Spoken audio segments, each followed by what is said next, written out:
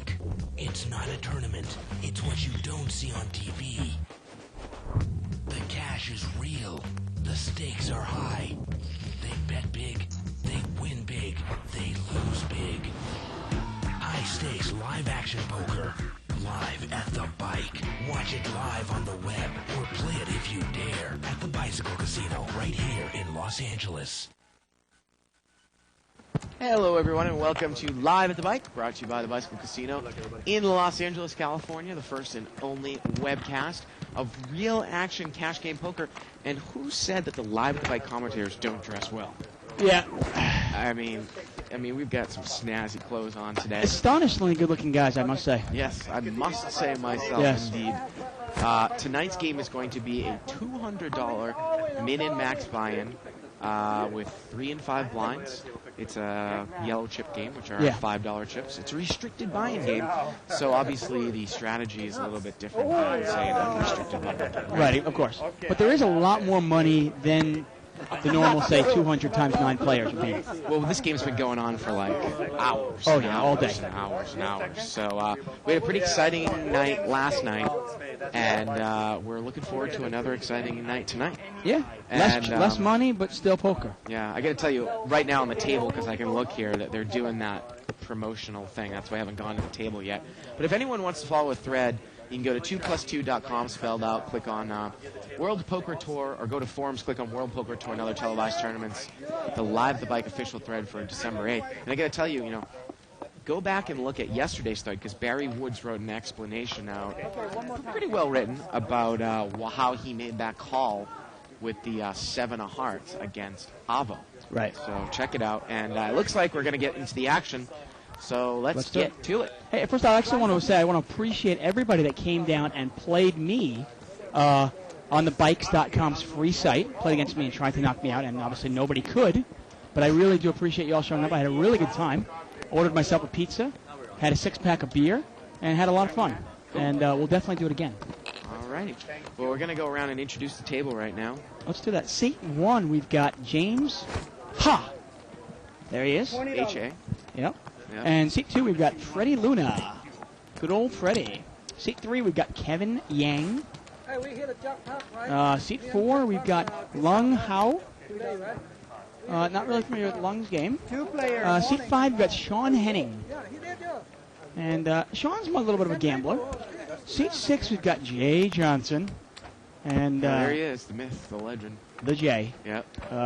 Wearing that leather jacket there. Seat 7, we've got Song Kim, but we call him Sinjin. I know. And he's been on the show before. I actually played a 3-5 game with him a little while ago, and I was impressed with his game. He is much of a gambler, but he knows how to get away from a hand. Yeah. At least what I saw. Seat 8, we've got Richard Kelly.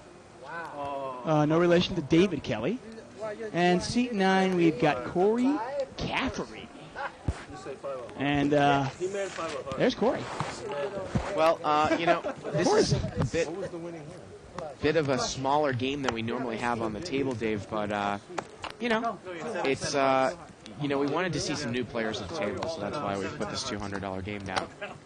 Tell me Corey doesn't look like the poster boy for like Abercrombie and Fitch. I mean, look at that. Or look at that, like the total polo shirt and everything. Maybe the polo shirt, actually, I should say. Well, it's funny. Were you an Abercrombie guy? Because I think that Shirley is an Abercrombie girl. Yeah, I do like some of their stuff, to be honest. I have some of their clothes. Really? I'm a big Banana Republic guy, to be honest with you. Banana Republic. More of the preppy Dave Tuckman look. Yeah, I'll wear anything. I don't care. Evidenced by what I wear every night here. Yeah.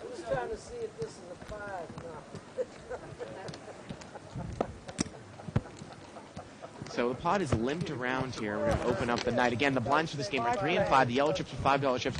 The blue chips are $1 chips. So we got 5-way action here. Check.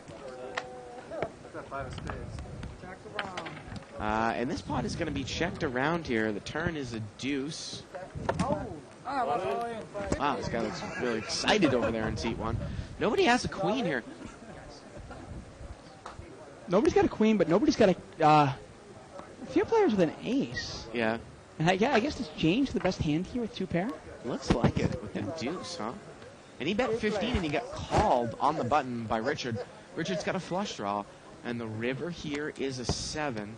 You got to think if Richard had put in a bet on the flop or had raised the turn, he probably would have won it, Dave. He might even have won it if he bet on the river.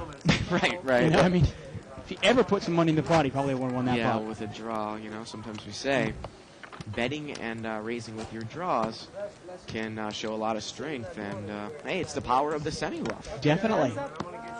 So, again, this is fun to see a lot of new players at the table. Seems like, Dave, sometimes that 3 to 5 game we do is sometimes like a slow death.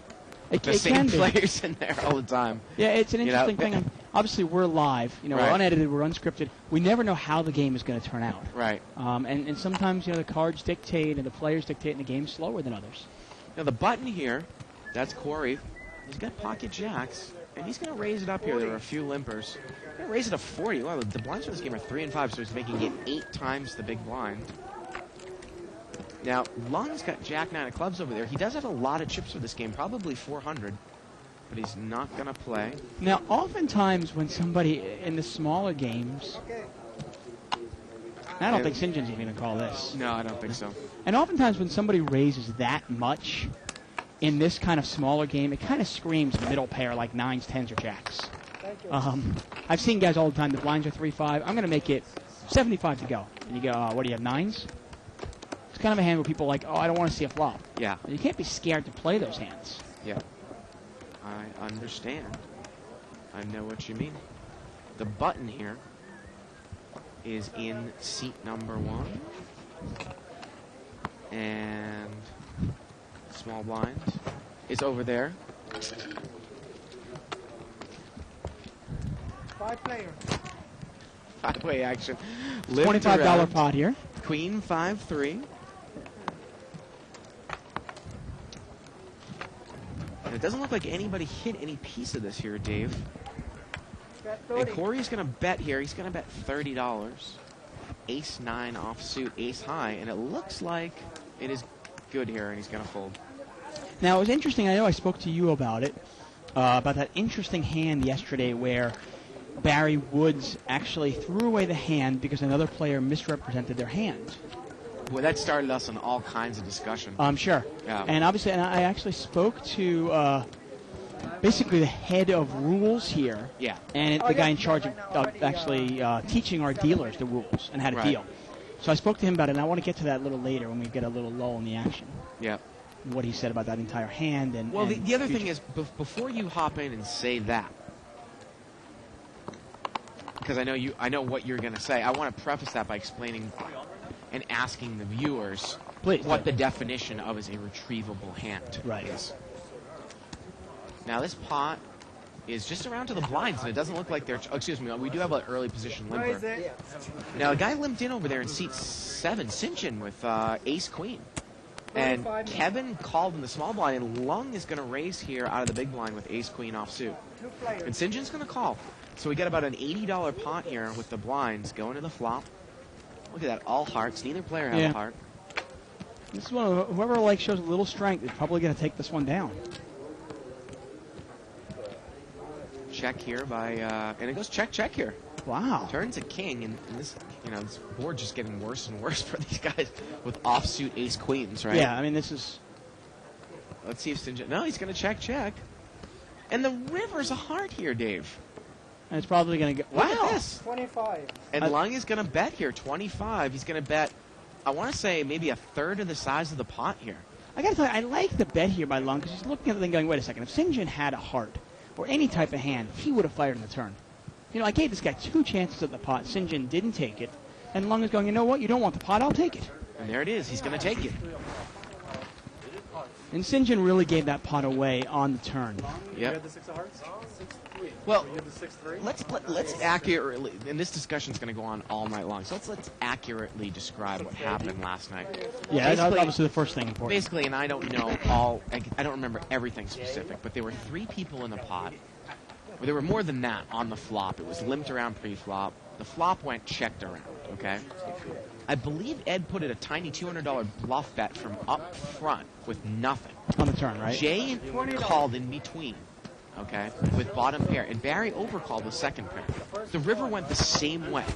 It went bluff bet, call, Barry overcall with third pair. So Barry had the best hand.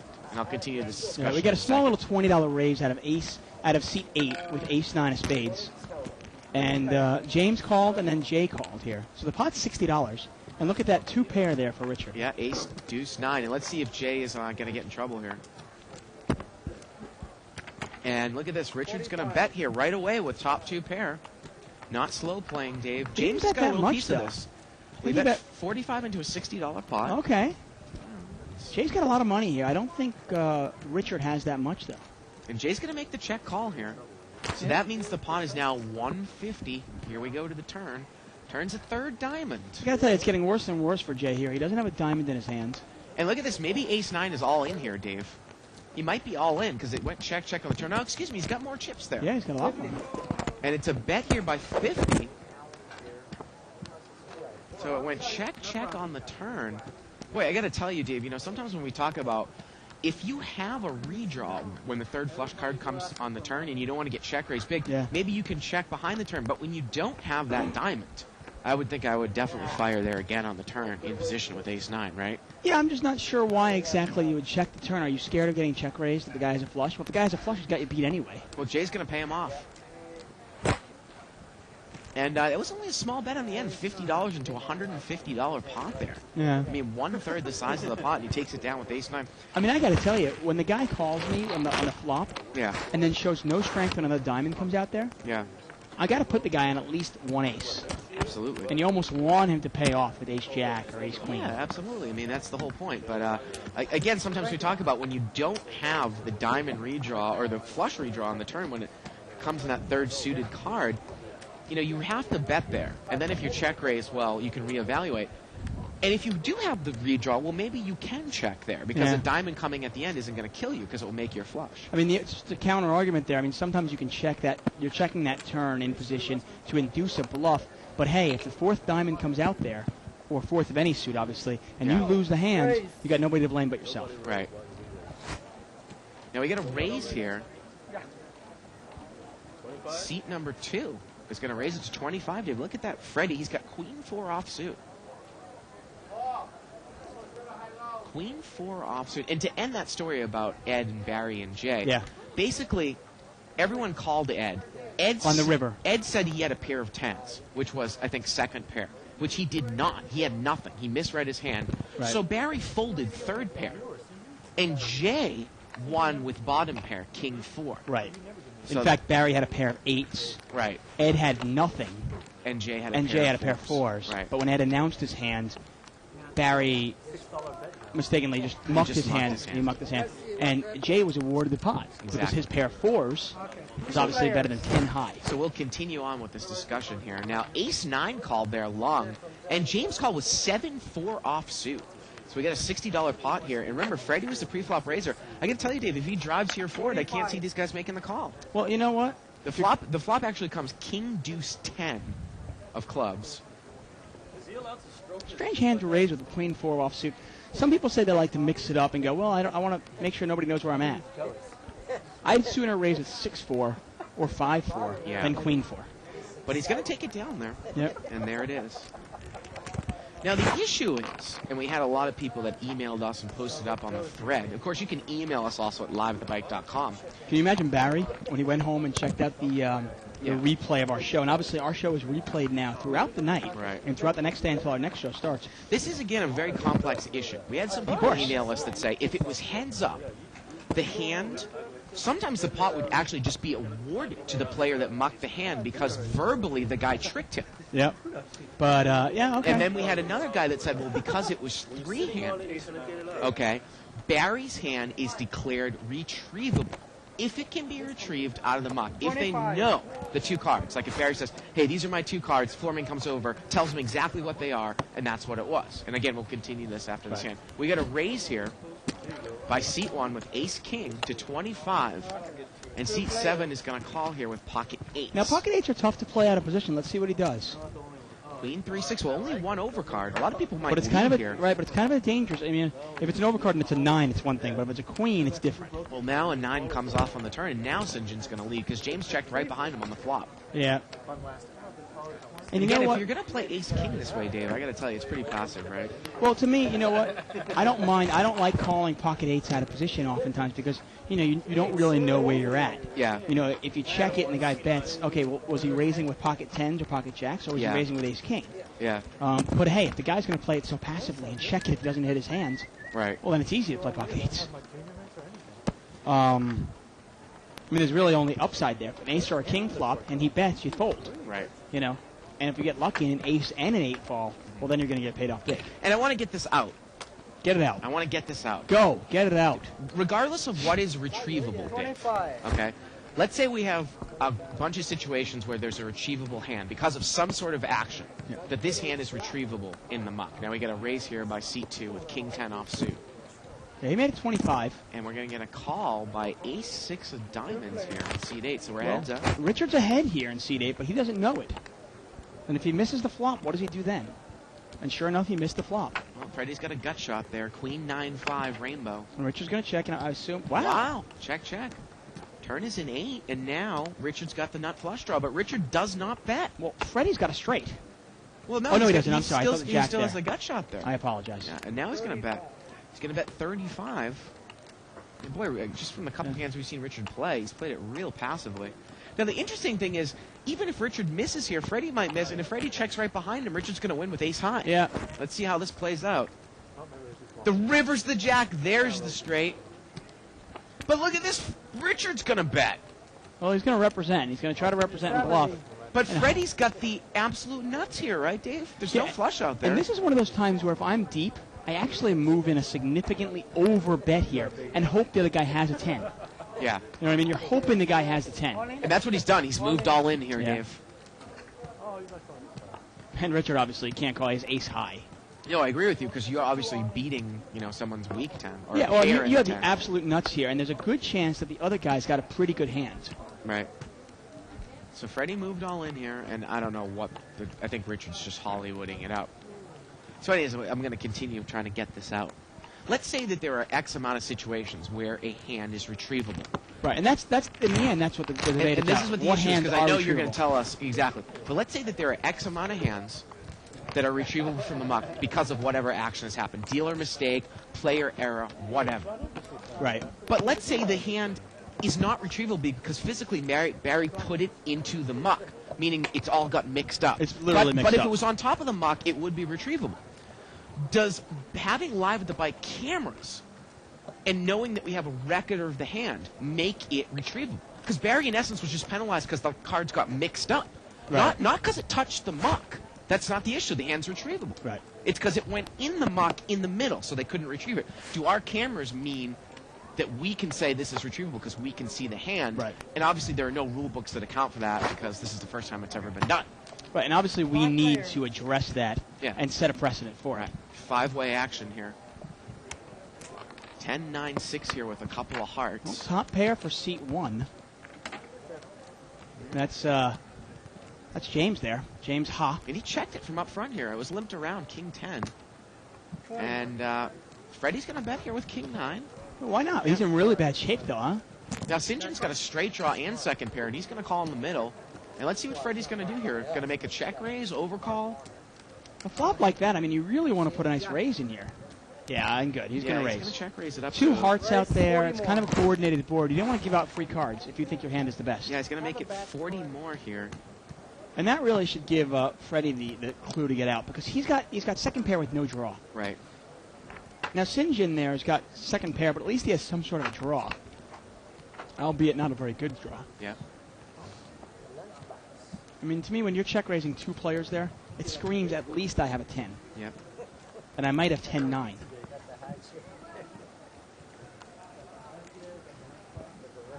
Looks like St. John does not want to get Well, involved. Freddie's called here, and he's in bad shape here. He needs a 9 and only a 9, and we see there's only one 9 left. Yep. Here we go to the turn. Turn is a 7. St. John would have made 2 pair. Yeah.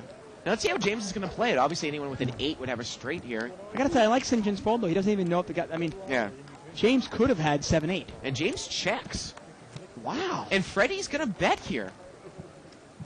Looks like 40. That's kind of weak, Dave. I mean, we're talking about a pot that, geez, it's about almost $200, and he's going to bet $40 here. Yeah. You know. But obviously, James can't beat 2-pair, though, as well. I mean, he only has 1 6. I mean, these are the types of hands that drive you nuts when you have an overpair and limit hold'em and you get check raised on the turn. Because the guy might not necessarily have an 8. Right. Exactly. But you can't beat 2-pair. The problem is, though, James check raised. Right. And then he decided to check the turn. Mm-hmm. Now, if he did it to induce a bluff, hey, great play. Well, I don't think so. But he better call this then. Yeah. Otherwise, he's just scaring himself out of the pot. Yeah. Say hi to our producer, Evelyn. She's in Vegas, I believe, right? Visiting family. We're lucky enough to have Garo in the booth, helping us out with the cards tonight. Did you know she was going to be gone?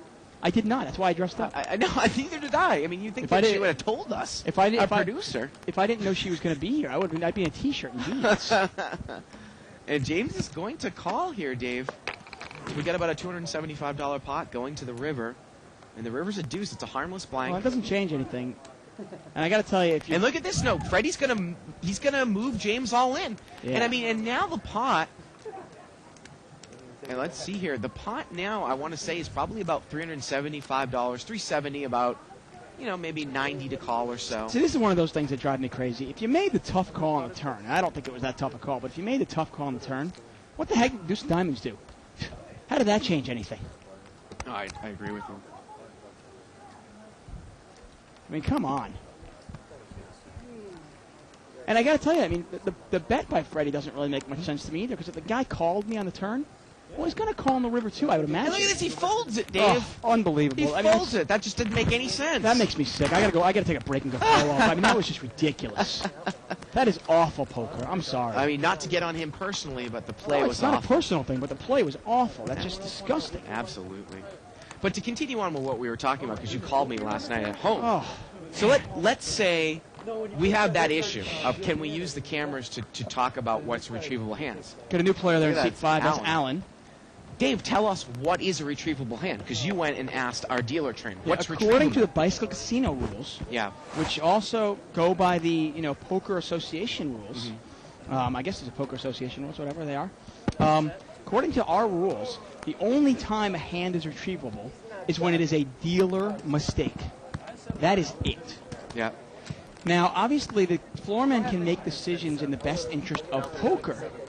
And if a player is continually making, misrepresenting a hand, saying, I've got a flush, I got 2-pair, I got a straight, we can ban him from the casino. You can also award the pot, actually, too. I was talking to a floor man, to the other guy. Right, now- If it's an intentionally deceitful. Right, if it seems like it's intentional, like I said, Yeah. the floorman can make it what is in the best interest of a poker game. Right. But That's- according to the It's always good when rules, someone says nice afterwards. Yeah. once you muck your hand, you are, actually, according to the actual rules, you are in no obligation to actually tell the truth about your hand.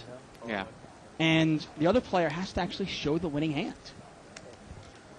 Now, Cough because you get a hair in your throat. It's like, oh, I need James folded there. St. John let out here with pocket 9s. Now, Freddie, he made that nice bluff. He's got Jack 7 here. I believe the pot was limped around pre-flop. Freddie might be suffering some I have to win every hand syndrome here. And he's going to call. We I see got to that tell you, Dave, sometimes. there was some discussion on the thread on 2+2 that is this going to be another night of checking down because St. John's on the table? Well, it doesn't look like any of St. John's friends are here, so Yeah. don't worry about that. Now, Kevin is not in the hand. Freddie checked, and St. John checked right behind him. And the river's a jack, and Freddie makes 2-pair. I gotta tell you, I mean, it was funny. I mean, obviously, we see the cards so privy to it. I don't hate St. John's play because if Freddie had a queen, St. John's got a draw now, and he wants to see if he can get there. Right, he was open-ended. Yeah. from 1962. But now the issue, though, too, is that can he, he's induced this bluff here on the river. Yeah. Can he make the call? What did the guy call with? I mean, obviously you can beat an 8, you can beat a 7, but there's a lot of cards that would also make 2-pair there, Dave. Not saying that I would put the guy necessarily on Jack 7, but it could be 8-6, 8-7. Can't beat something 9-10, like that. obviously. Yeah. Yeah. And I got to tell you, I mean, I don't mind the call by St. John. I actually don't mind the play by St. John there because I think Freddie, I bet you Freddie, even if he doesn't hit his jack, he bets that river and Yeah. bluffs at it and tries it. Yeah. Now, I actually asked the guy Todd, Right. who teaches our dealers and in charge of rules and so forth, and I said, well, what happens if I'm in a big pot, and a guy goes, I got to flush, and he turns his hand, and then he turns his hand over, but I mucked my hand, and sure enough, he's got nothing. He's got like 5 high. Right. I go, can the pot be awarded to me? He goes, in very rare instances where you can prove that the other player did it purposely. Well, let's say, how about there are a bunch of black cards out there, and you've got 2 hearts, and you say, I have a flush. And it's all spades on board, Yeah, you might be able to, in theory or so. It's very difficult, though, obviously, because like you imagine in a stud high-low game or in any game, the player can go, listen, I'm sorry, I misread my hand. Right. I mean, do we really think Ed did it on purpose last night, or did he misread his hand? Now look at this. We got a raise here by seat 9, ace queen off suit, $30. He gets called by ace jack. Who invited Allen into the game anyways? I mean, we want action. Wait a second, look at this, Sinjin. He's going to make the call. Oh. He's got 10-7 of spades. He's going in with somebody's chips. I thought maybe he was raising. Really? Who invited Allen into this game? I mean, isn't this too small for him? Hey, look at this. And we've got 6-way action. And the flop comes king 9-4 with 2 hearts. It's missed pretty much everybody, Yeah. huh? I mean, Jay's got the best hand at 8-4. Well, let's see if Corey's going to make a continuation bet here. I mean, the thing is, Dave, the pot now, it's a $210. And that, I don't think that's going to really do it. He bets 50. I mean, and that's the problem with restricted buying games, because it's almost like at this point, when the pot's so big, he really only has 1 move with 200 left, right? Right, and the weird thing is, normally that wouldn't do it, but in this case, it might do it. Well, it's missed everybody so much. Yeah. But you got to figure there when it's really, really multi-way. Now, Richard hasn't mucked his hand. He's got pocket deuces. Wow. And that bet does do it. Well, I mean, nobody had a king, nobody had a 9, nobody had hearts. Yeah. And the turn would have been a deuce. I mean, all in all, I think obviously Todd probably knows the rules better than I do. I mean, I'm not going to go so far as to say that, but I got to tell you, I mean, that might be the rule. But I've seen, tens and dozens and dozens of times where they have retrieved hands from the muck that it does not have anything to do with dealer error. Well, let's be honest. I mean, let's be honest. How many times do you and I know the rule? A floor man comes over, and has no idea what the rule is. Right. I mean, it happens numerous times. Right. Where you look at the guy and you go, "Are you kidding me? How can you possibly make this ruling?" Right. And the ruling is clearly wrong. The 5 minutes of land. Now we had a raise here by seat 6 to 15. That's Jay. Ace king of diamonds. Seat 1's in there with queen 8 off suit. 45. And look at this. The button's going to re-raise to 45. He's got 10-3 of diamonds. Yeah. This guy's, he's an animal over there. Jay calls. He's a crazy man. Well, this time he might be in trouble. Let's see what happens. And look at this. James is going to call with queen 8. And he's got no money, though. How do you call it queen when you got $20 left? $130 pot here. 9-6-5 with a couple of hearts. Jay's still in the lead here with ace-king, right? And look at this. Freddie doesn't fire at it. If he had fired at it, he might have taken it down. The turn's a 7, and James makes a straight. James makes a straight, and both players pick up the flush draw. And Jay's going to bet here. And the thing is, James doesn't have really enough money to protect his hand. He's going to move all in, but he only has about 40 or 50 bucks left. And I would imagine Freddie's going to call, and he does. Yeah, Freddie calls. And if a diamond comes off, Freddie might go broke. Wow. And we got a bet here by Jay and a call. The pot is about $350. And how's the river going to go? Let's see. Because if it goes check, it's a dry side pot, and James is going to obviously win it with the straight. Again, the pot is about $350. Here we go to the river. Oh, the river's a 7. Now, this is one of those cases where obviously it makes no sense for Freddie to bluff at this pot. Because you can't bluff. And look at this. He's going to bet into a dry side pot, Dave. Yeah, and it just goes to show that he probably doesn't have a great understanding for the game. Right. He's now bluffed out. Right. He's bluffed out ace-king. Great. But what did he think? 10 high was going to beat James there? That's going to be one of the funniest things I've seen on the show in a long time. I mean, congratulations. Your bluff won you nothing. Right. Oh, man. The funny thing, I mean, and that's the thing. The funniest thing is I have conversations with people, and they go, well, how do I know when to raise or when not to raise or what to bet? I go, well, the first question you have to ask when you're raising or when you're betting is, why am I betting? Why am I raising? I mean, that is unbelievable. Now, to get back to that last point. Well, how about this, though? Okay. Does that ever make it profitable if you bet the river and the guy in seat 1 just mucks his hand? How about that? He has no pair and he mucks his hand and you win it without a showdown. It could happen. I mean, That's unbelievable. let's say seat 1 also had a diamond draw and had queen high. Yeah. You know, you might throw it away. There's always a chance, I suppose. You're really grasping at straws there, though. Yeah.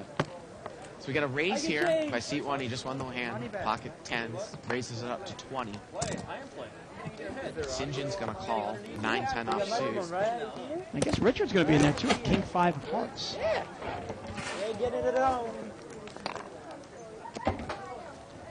And Richard picks up a heart draw and a straight draw. That's a nice flop for him. Well, James has an over pair, so he's going to bet. He bet 75 over the size of the pot. And here's the thing that comes with restricted bind games. I mean, the move here of check raise all in, it's over, though. I mean, what I mean by that is... I mean, there's no semi-bluff, obviously. James is going to call. Right. I mean, It's just a matter of math. Because now he's committed so much. And look at St. John is thinking about calling here with a gut shot to the 7, but... Well, he's got overcards and the gut shot, so he thinks maybe, but Remember, he's James in really has no bad shape. money, so there's no implied odds to make this call. Yeah. What? And the only thing I'll tell And you he's going to... Did he call? he called. And now Richard's going to move all in. And I like the play by Richard here. If he only has a heart draw, well, actually, once St. John does it, it's an easy play. Yeah, of course, there's enough money But in even here. if St. John doesn't make that play, Yeah. Richard's got the gut shot, so he's got 3 sevens plus 9 hearts. He's got 12 outs plus the money that's in the pot already. He's definitely got the odds to go for it. And let's figure out some math here. 200, we've got James moves in here, and that means the pot is now 400. And look at this, Richard moves in, James makes the call. The pot now is about $500, but it's an additional 110 for St. John to call. So he's getting about 5 to 1 on his money. Yeah, but he's only got 3 outs. Yeah, He's got 3 sevens. That's it. I mean, all he has is a gut shot here. And he's got a gut shot. He can't even know if the 7 of hearts is any good. Right? I mean, does he think? I mean, seat 1 called, so you got to think that he probably has an overpair here, right, Dave? Or overcards and a flush draw, which means that you're only going to be able to hit a 7. But he makes the call. It's not a heart. You know what to do, dealer. You know what to do. 7 of spades, baby. And actually, you know what? Yeah, And he's got 7 of spades. He knows what he needs. this is unbelievable stuff. Well, We there got you over go. $600 pot here going to the turn. I like Richard's hand. I mean, unfortunately, the 7s have been taken out of his thing. He doesn't have 12 outs now. He only has 9 outs. That's right. Turns a heart. And that's it. Richard's going to win this. Yep. River's a king. And that's overkill. And he takes the whole thing. Yep. Pair of kings would have been fine. That would have hurt, though, if that was like an offsuit 3 and then a king came at the end. Yeah. Pocket 10. Of course. That's rough. But hey, I mean, now you got to figure that. Actually, I apologize there. Obviously, Richard doesn't know this, but he actually had 3 kings, 9 hearts, plus the 3 sevens until St. John's in there. I'm not even sure why he was in there. Right, with 9-10. Now, I just want to get back to that last point about the retrievable hand, and I'll leave it alone. Now, No, we're obviously, not going to leave it alone. Okay, but obviously, what the rules are and how they are enforced are often obviously different, you know? So I'm not talking about what's enforced, you know what I mean? People speed all the time. What's the speed limit, though? Whatever it might be. Right. But in this case, the rules, for what the guy said to me was, even if it was heads up, and Ed misrepresented his hand and said pair of 10s, and Barry had mucked his hand, and even if it was heads up, the hand is not retrievable according to the rules, and Ed would win the pot. Wow. According to the rules.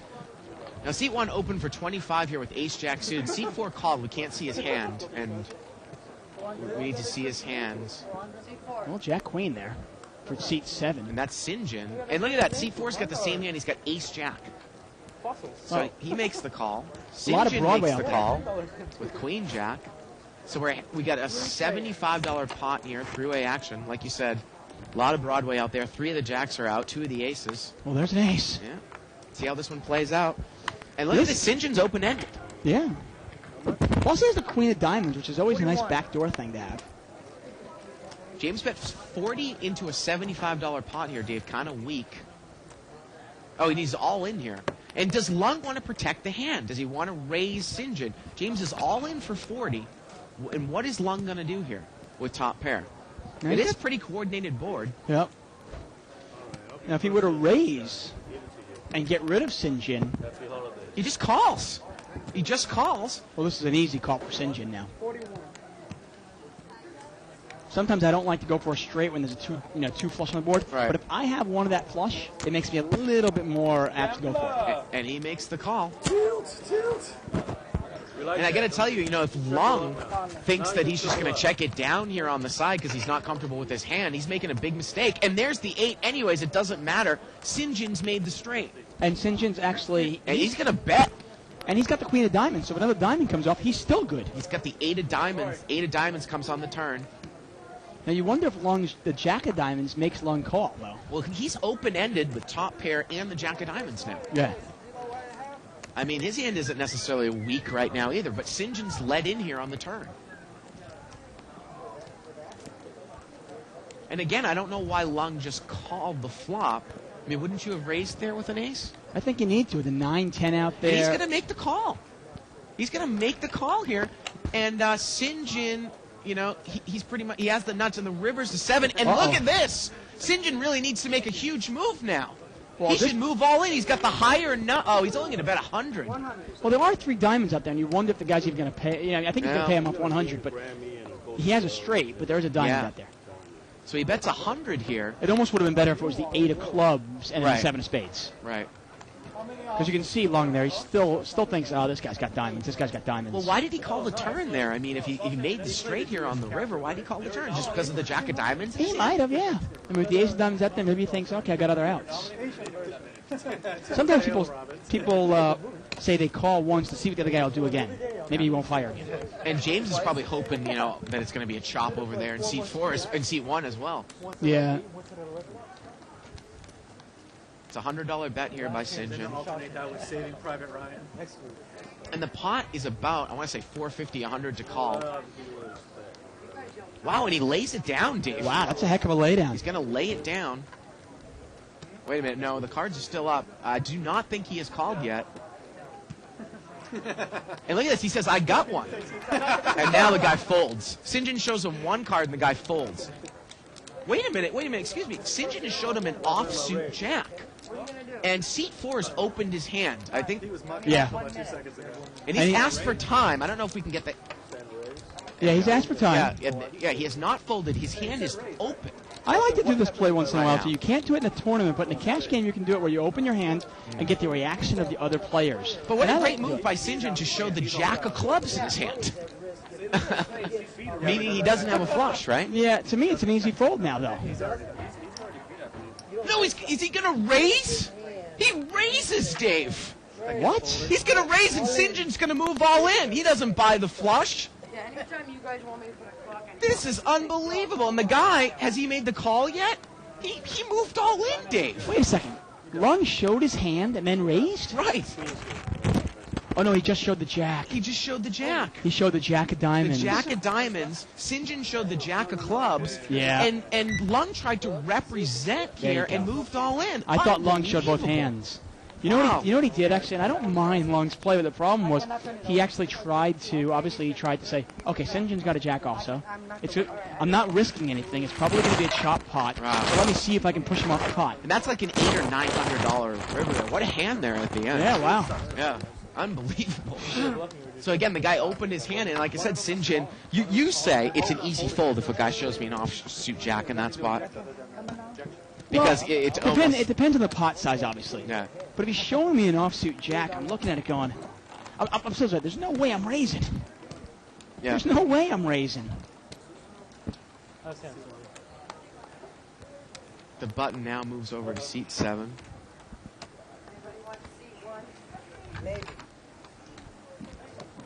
And I think we're going to get a new player coming into the game. Wow. So again, but the interesting hand. So the moral of the story is what you're saying in the rules are there's pretty much almost no hand that's retrievable by rule. The only hand that retrievable is when it's a dealer's mistake. Right. Theoretically, I turn my hand over. Right. The other person turns his hand over. Right. The dealer mucks my winning hand and starts awarding the pot. He goes, whoa, wait a second. You just mucked the winning hand. Right. That is retrievable. It's a dealer mistake. 45. Now the pot was limped around here. We got a $45 bet here by Corey. He's got top pair. He's got King Jack. Board is Jack 10-5 with 2 spades. And this should be over right here, I assume, right? Yeah, I would imagine. imagine so. Yeah, I mean, the exact, I mean, I'm saying verbatim what Todd said to me when I told him the whole thing. And I go, well, what happens if it's heads up? Ed says he has a pair of 10s, turns his hand over, and before he turns his hand over, Barry mucks his hand. I go, what happens there? He goes, it's an expensive lesson. That was his exact words. I don't want wow. to, you know, it's good that Todd said that. It's good that we know the rule, but I still want to have fun with this and kind of play it like setting precedent through Live at the Bike. Right. Again, we don't want to start a slippery slope where we are saying, oh, that guy had the winning hand, but he mucked it, award it to him just because it's on camera. That is absolutely what we are not trying to do. Right. This is the only case that it's happened in 10 months where possibly a floor man could have ruled that the hand is retrievable. So the issue is, the next step, the next question is, if a hand is retrievable, is it retrievable by video? Right. That is the issue. Of course.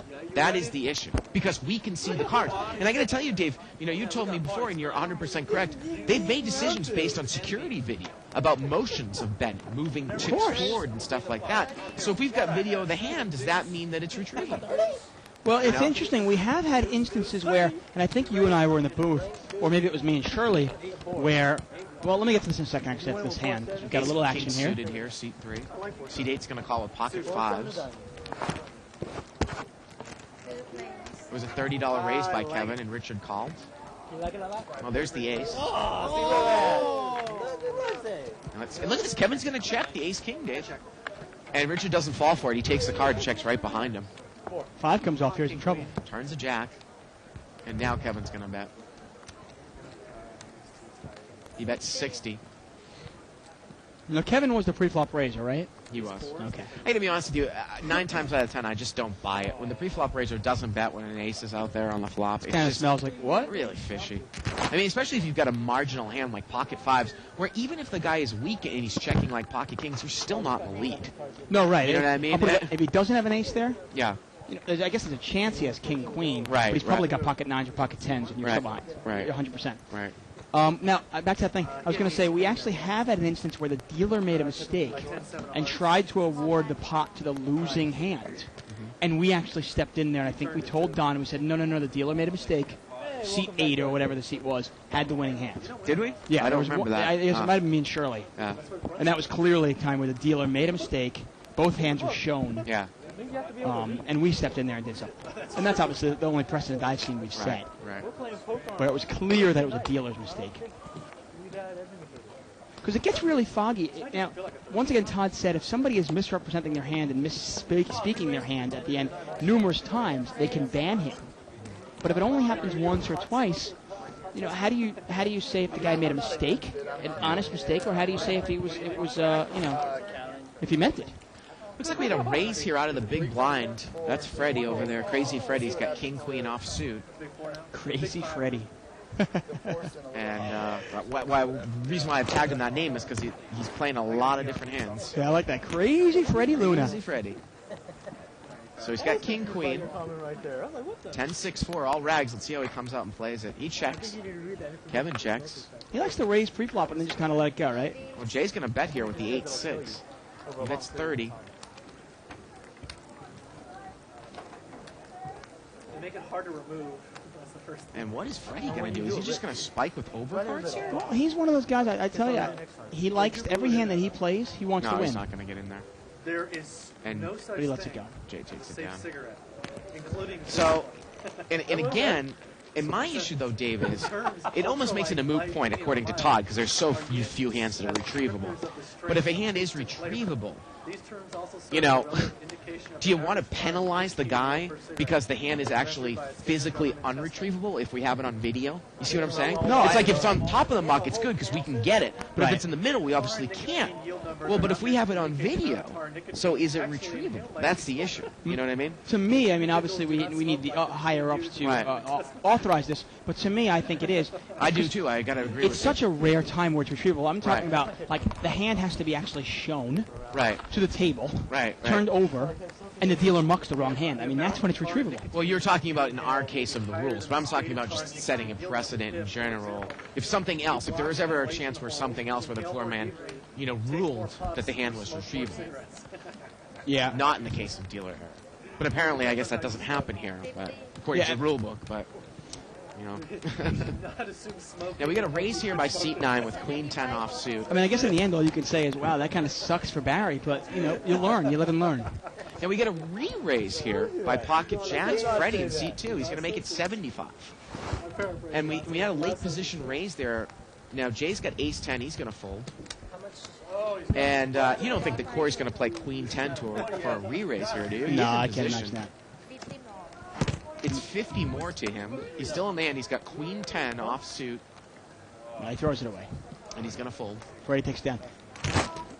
But you know what? I mean, I guess you can kind of attribute it, if you want to throw something like kind of an analysis in the way of analogy. Imagine, I think we've all done this. We're playing online. You've got the nuts or pretty close to it. Right. And you're trying to press the raise button, or you're trying to pull it over the thing to see how much you want to raise. Yeah. And by accident, you click on the bluff on the fold button. Right. Or you lose your connection and you fold automatically, whatever it might be.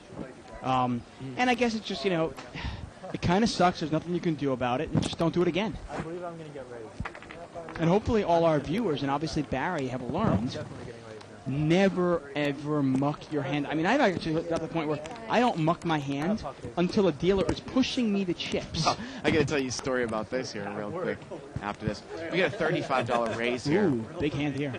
with pocket aces, and he's going to take it down. There's a prop here. He's one of, kind of a friendly guy that we know by the name of Sonny. Sonny. That told me that he had this ruling ruled against him here. And I'll explain to you the situation. I don't know if it was the right ruling, but basically what happened was he was in position, Dave. He bet a flop. There were 3 people in action, the small blind, the big blind. He was under the gun. He flopped top 2 pairs. The small blind had basically taken his cards and basically had hid them behind his chips. Right.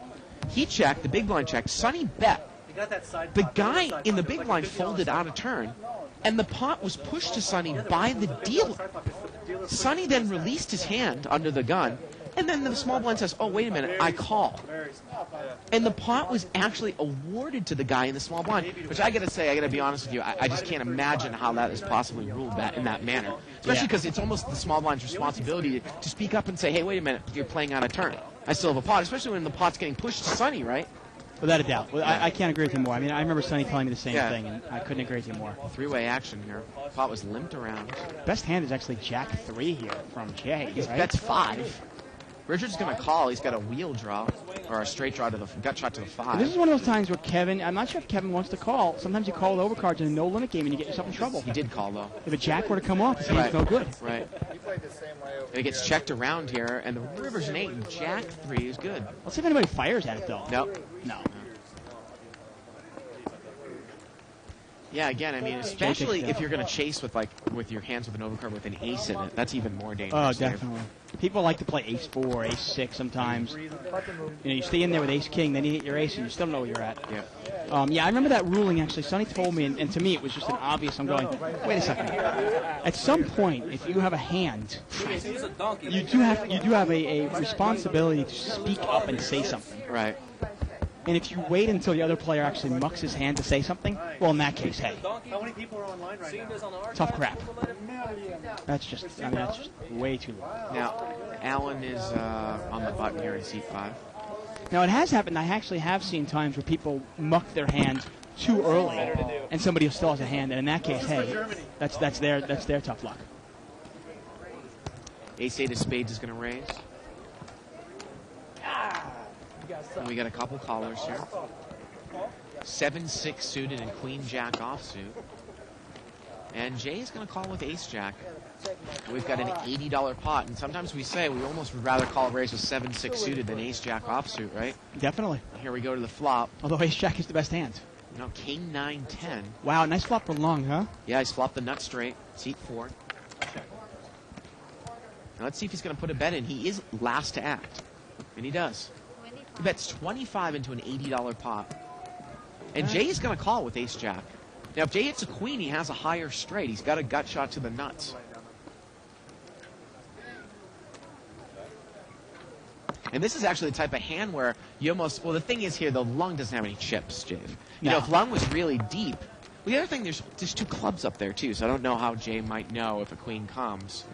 6 of clubs here on the turn, and lung has the only club. Yeah, lung's in really good shape here. Now, Jay would need a queen that is not a club. And since the Lung has the queen of hearts, it's even less likely. And Lung's going to push all in now.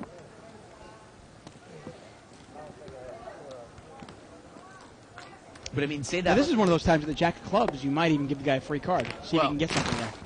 Well, that too. Plus, I mean, he's so short. I mean, it pretty much takes all the play out of it. It Exactly. doesn't matter.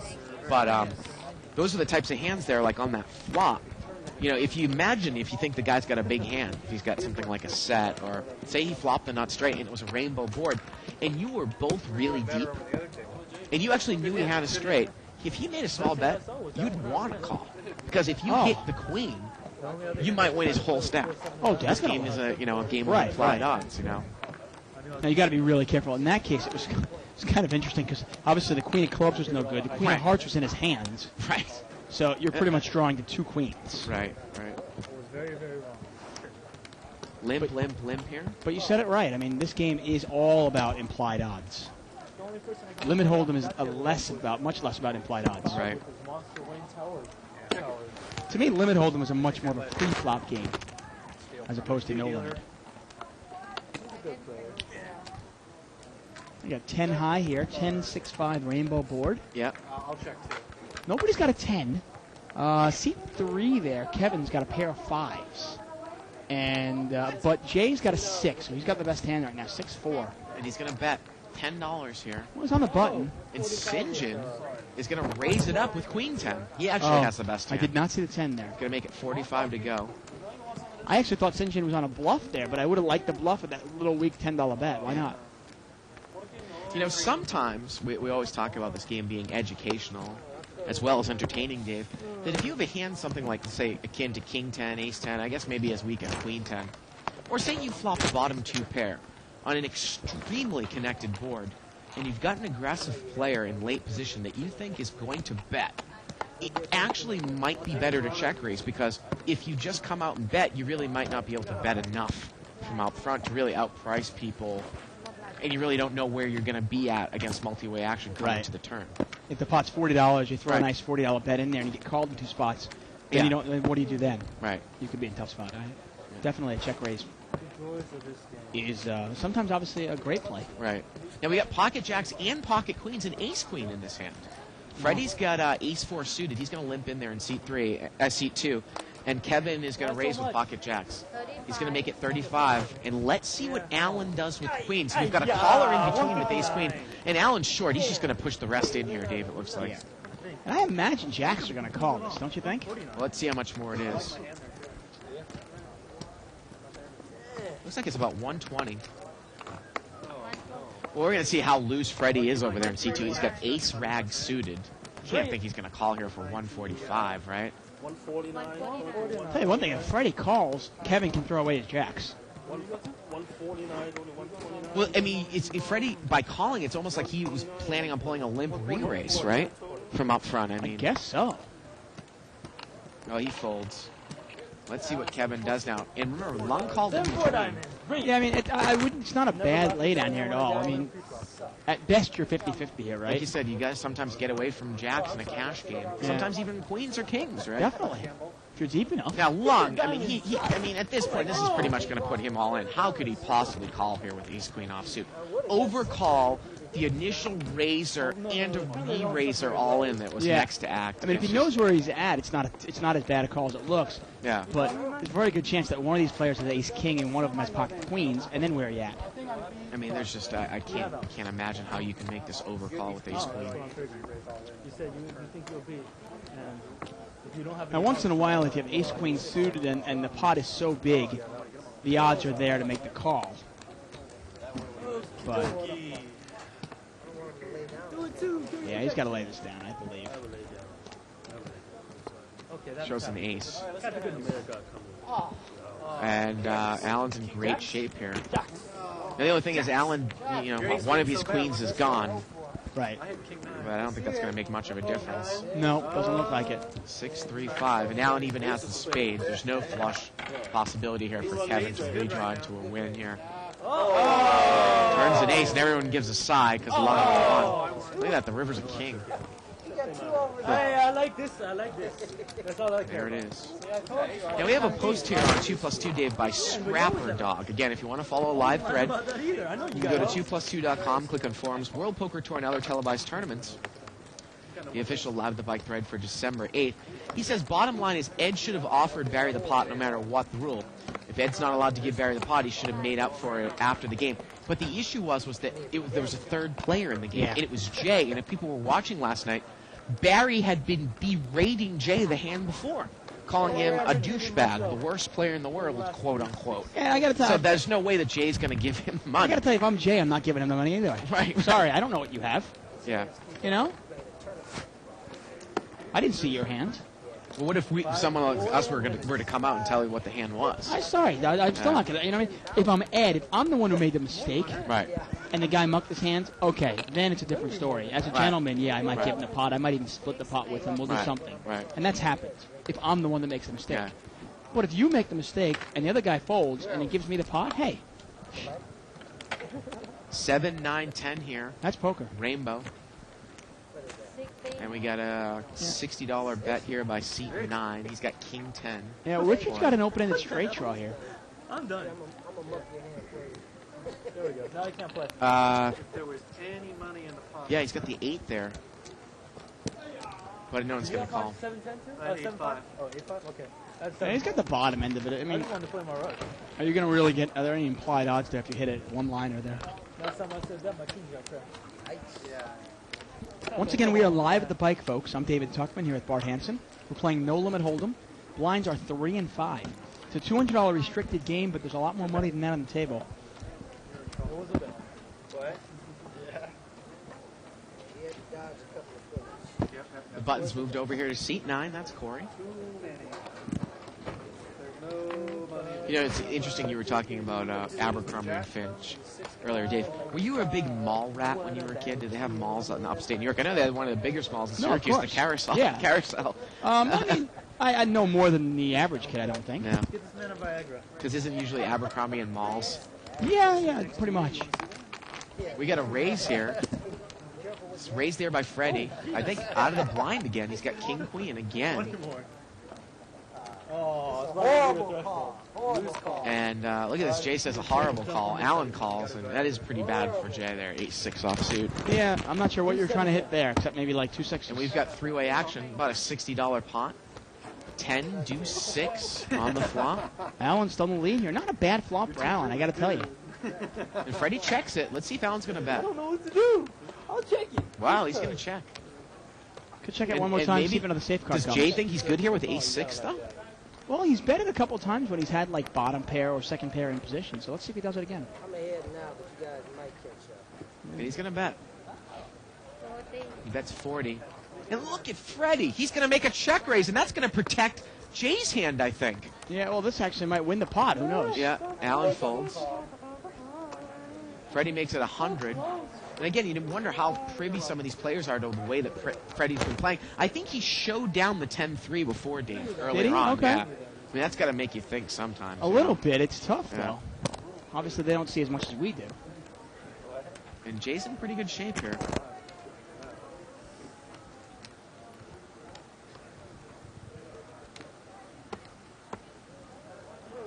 Now let's see what he's going to do. I think it's 60 more.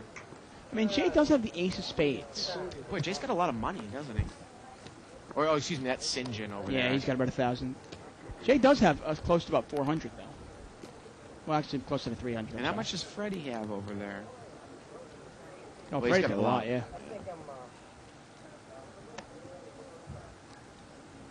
I mean, do you sometimes want to... Do you want to sometimes pick your... Look at this, he moves all in, Dave, with ace-6. Wow. He thinks he has the best hand. He does. He thinks Freddie's making a move on him. Yeah. And he's right. Now it becomes a math problem for Freddie. He's got to look at it and go, am I committed? And this becomes a math problem for Freddie in the sense of if he thinks that his king or queen, his overcards are good, and he has 6 outs, how much money is in the pot, how much there is to call, and do I have the odds to call? Well, Dave, I mean, the pot's about $4.75. It's $2.55 to call. I don't So think it's clearly even not, really right. close. No, it's not The at other all. thing, though, to consider is that sometimes if you're going to chase with overcards, it's better to do it with king-queen than, in this case, ace-king or ace-queen, right? Definitely. Because If Jay has ace 10, overcards are say. clean, Right. and he's going to fold. Yeah, nice play there by Jay. You know, I got to tell you, I mean, Jay committed a lot of money there. And again, when you're talking about these stack sizes with that pot, it's almost like, I mean, the play itself looks at first a little bit unusual by Jay there, but if you actually wind it back in your head, if he thinks he has the best hand, what else can he do? I mean, the raise itself isn't ludicrous. Oh, not He at all. can't let the guy, he can't just, I mean, but now the other thing, though, too, is that do you possibly think that because you have ace-6, you can almost slow play it a little bit if you know you have the best hand, because if you think the guy's got ace-king, well, he only really has clean outs to a king. But obviously you don't know what he has. I gotta be honest with you. I Yeah. love the play. If you think your hand is the best hand, and we've seen this before, like with Yeah. Avo and stuff like that, when they had bottom pair, or, Right.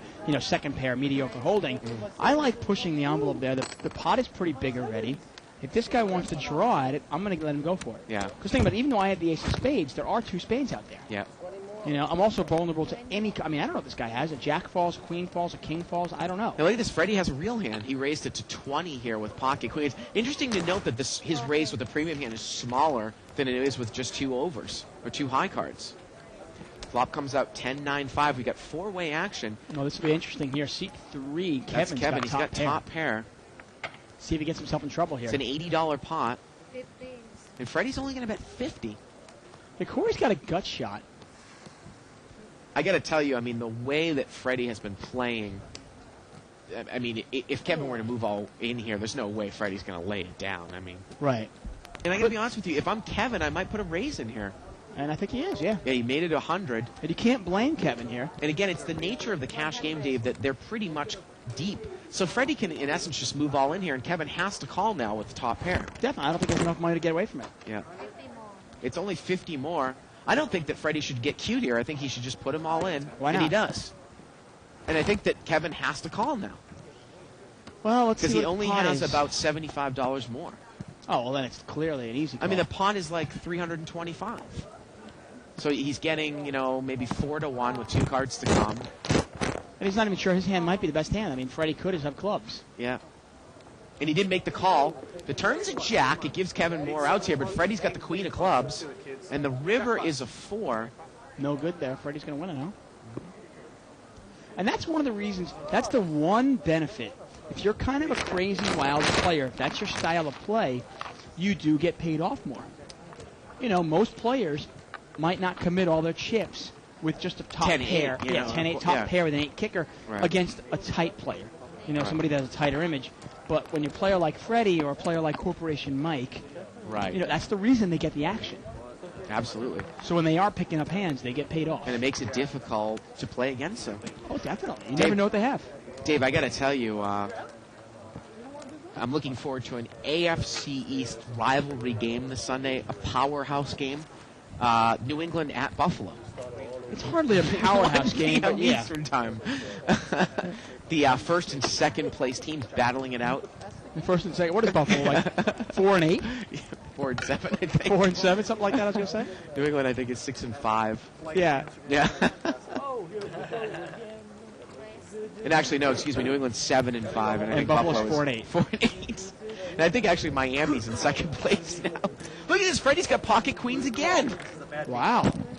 and he's raised it to 25. Well, we get some real hands at this time. We got Ace Jack, King Queen, Yeah. and Richard's in there with King 4 suited. 4-way action, $100 pot. Oh, look at this. Ace do is ace. Allen's got trip aces. See how he plays I it. gotta tell you, that's tough for a hand for Freddie to get away from here. It's 1 ace is easy to get away from. 2 aces is a little harder. It's going to get checked around here to Freddie. And Freddie checked it, Dave. Wow. It turns a 9. Now Richard's picked up the nut flush draw. And Allen's checked again. Are you kidding me? Wow. Well, now Freddie's going to bet with queens. He can't let free cards go off all the time. And Allen just calls. He just calls. Wow, you wonder if Richard's gonna call now with the nut flush draw. Now, he can get himself in trouble here if the jack of spades were to fall, Yeah. or the queen of spades were to fall. Boy, Allen has not put in any money here with the best hands. I mean, we commonly get after people that do this, Dave. Yeah, and look, actually, Richard's draw is actually worse than that even. Because the deuce of spades obviously is no good, but he'll know that. But he's going to call. He's going to make the call. And he's actually only got about 6 outs. Yep, because a lot of those spades will bring full houses to the Right. board. There's always the danger of going with draws when the board is paired. And the river's a spade, and it's not a pair. One of the only. Yep. And he checked it. He checked the nut flush. And Freddie thinks he's got the best hand. He's going to bet 200. And what does Allen do, and what does Freddie do now? Richard. I got to imagine Allen's going to call this. And I would think Richard moves in. Or maybe just calls, but I would imagine why not move in at that point? Well, and Richard, I think, has a lot of money. Allen calls. What is Richard going to do? Flush is good. He just calls, Dave. Richard just calls. I don't know exactly what they're scared of. I mean, is he scared full of house, maybe. Yeah, but don't you think you would have heard from him? Ace 9, Ace 10. Well, you probably would have heard from the guy, though, if he had full house. Unbelievable. And I got to tell you, Allen just played that hand just ridiculously slow. The funny thing is, when It's Richard unbelievable. called, he even said, he goes, flush is good, Yeah. and he knew what he was up against. But he allowed it to get there. I mean, he looked at the board, it's ace, there's ace. Yeah. I don't mind the check on the flop, but why not bet the turn? Why not put some pressure? I got to be honest with you, I can't imagine that Richard played it so passively at the end when he made the nut flush. I mean, yeah, the board is paired, but are you kidding me? You're going to make that call on the turn, and then you check it hoping that someone else is going to bet for you, and the third best hand bet, second best called in between, and now you just overcall in between. I got to be honest, I mean, we talk about value betting all the time, and I do love that value betting, but in no limit, Yeah. it's really interesting. When I bet 50 into a board with pocket queens, if I bet $50 into a board of ace, deuce, 9 with 2 spades, and I get called in 2 spots, if the river brings the third spade, there's no way I'm betting. There's no chance of it. I mean, the odds are one of these guys might have an ace, one of these guys might have spades. I don't know what they have, but there's no way I'm going to put any money in the pot with queens. I'm sorry, Alan. I kind of like. He did bait me into that. Limp here. Button is in seat 3.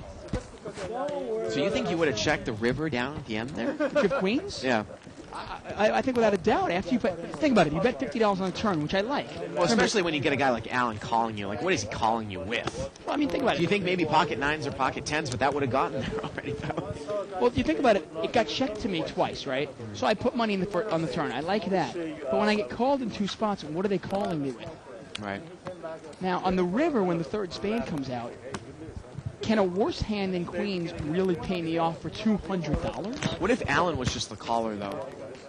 A little bit different if one caller is there. Now, I believe that Jay raised here out of seat 6 with King Jack. Wow, what a flop for St. John there, huh? St. John's in there with King Queen of Spades. He's got overcards and a flush draw. Yeah, he's in good shape. Now, Freddie's got a wheel draw, but he's going to But need look a... at St. John didn't bet. And it gets checked around. The turn's a 7. Well, Freddie's still got the best hand here with ace high.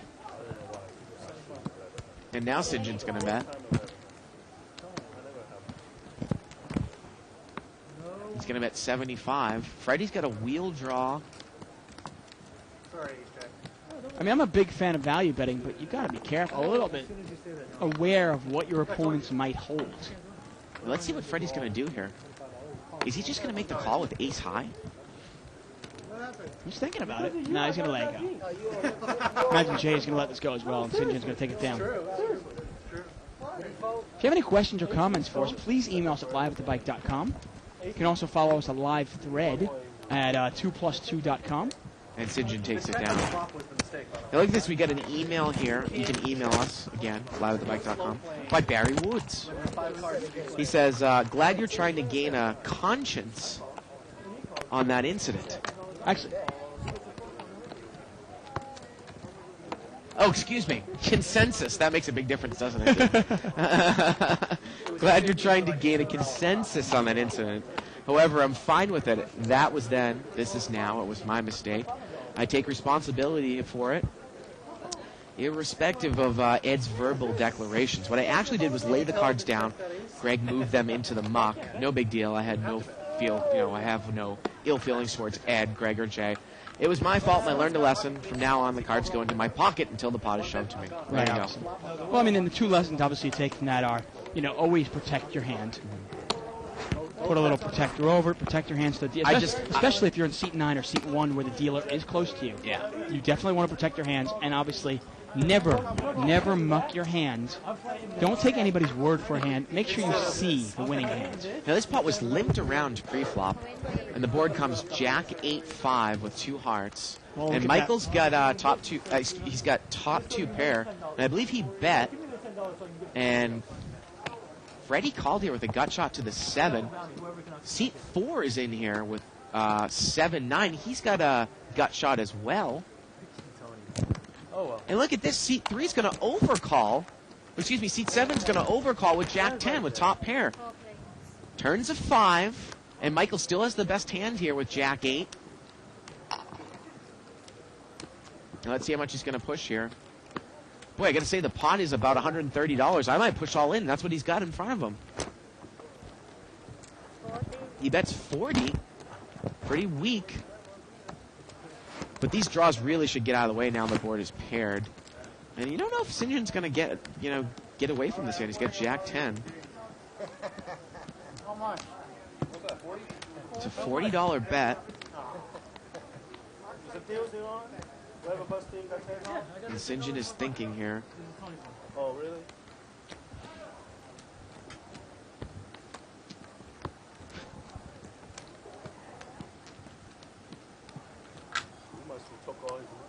And wow. That's a nice lay down there. Gets away from it. Says, I think he got me out kicked. Well, he's got 2 pair. He's got Jacks and 8s. River was a king when they made a difference. And there it is. Takes it down.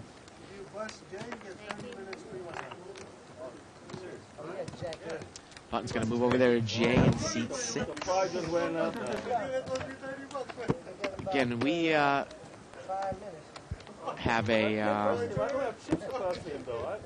we stream live webcast games every Monday through Friday. This webcast goes from 6 to 9 Pacific time. All cash games. Join us tomorrow night for our 10-20 no limit game. Unrestricted buy-in, $1,000 minimum game. Check it out if you haven't watched it before. And again, this show is interactive.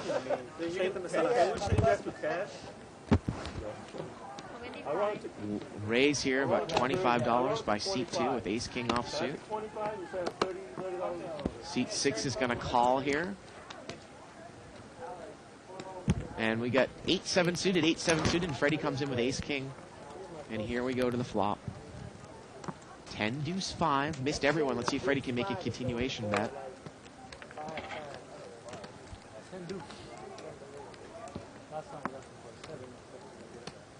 And Freddie is going to bet. He's going to bet 35. Kind of weak. He's going to bet half the size of the pot, but it's probably enough to take it down, I'm sure. Jay's not going to get involved. And Michael's not going to get involved, I do not think, in seat 1. He mucks. Well, I just got word that Tony, one of the No Limit hosts here, put a bounty on Alan's head in seat 5.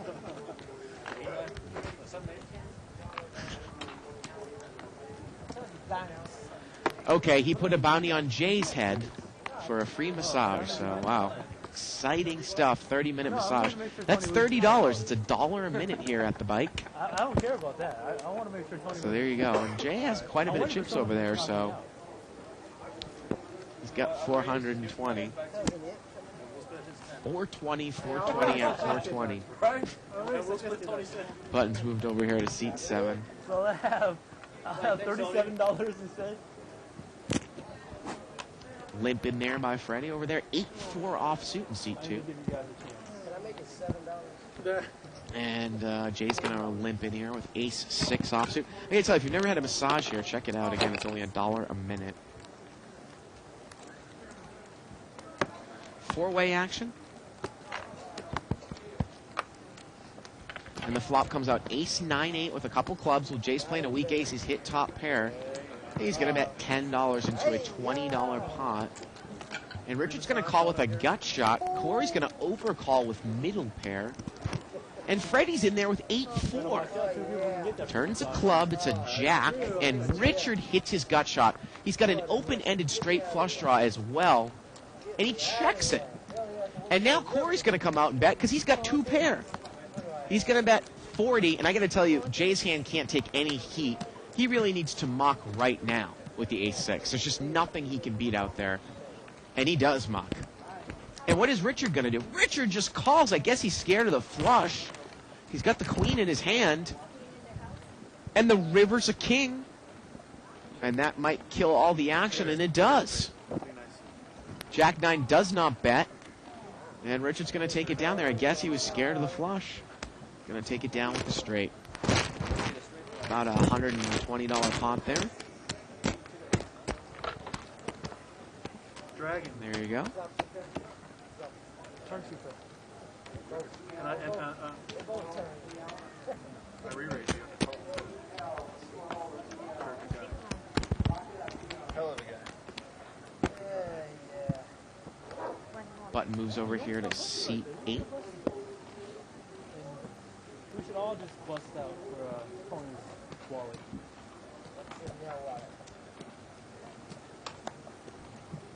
Actions over there to Freddie. He's been playing 82 cards. He's under the gun. And it looks like he's going to... Oh, he had Jack-3 offsuit. I thought he was going to raise, but he's not going to get involved. Limp here by Kevin with King-Queen offsuit. After that one, I think I might follow you. And St. John's going to raise it up here. 35. He's going to make it 35 to go with 7-3 offsuit.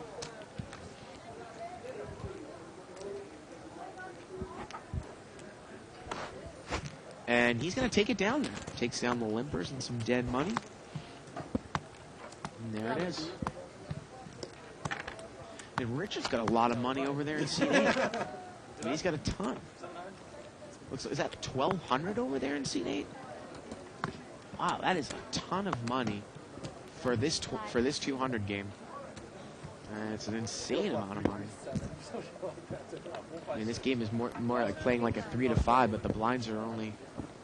That was actually the first. It's playing like a 300 to 500 buy-in game, but the blinds are only 3 and 5. You've been tight anyways. Actually, you did really well. That's, I think, is a shot of St. John's chip stack. Oh, excuse me, Freddie's chip stack. Now he had a raise here by seat 4 to 20. He's got King 10 of clubs. Richard's called in seat 8 with Jack 8 of clubs. And Freddie's in there with Queen Jack. 3-way action, $60 pot. 3 plays.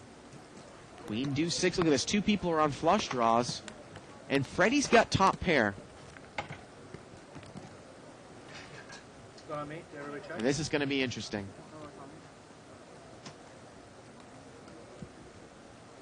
And Freddie's going to come out and bet here. He bets 35. And Lung is on the flush draw, and Richard is on the flush draw. The pot is now 95. It's 35 to call. If you're Lung here, I mean, you're short.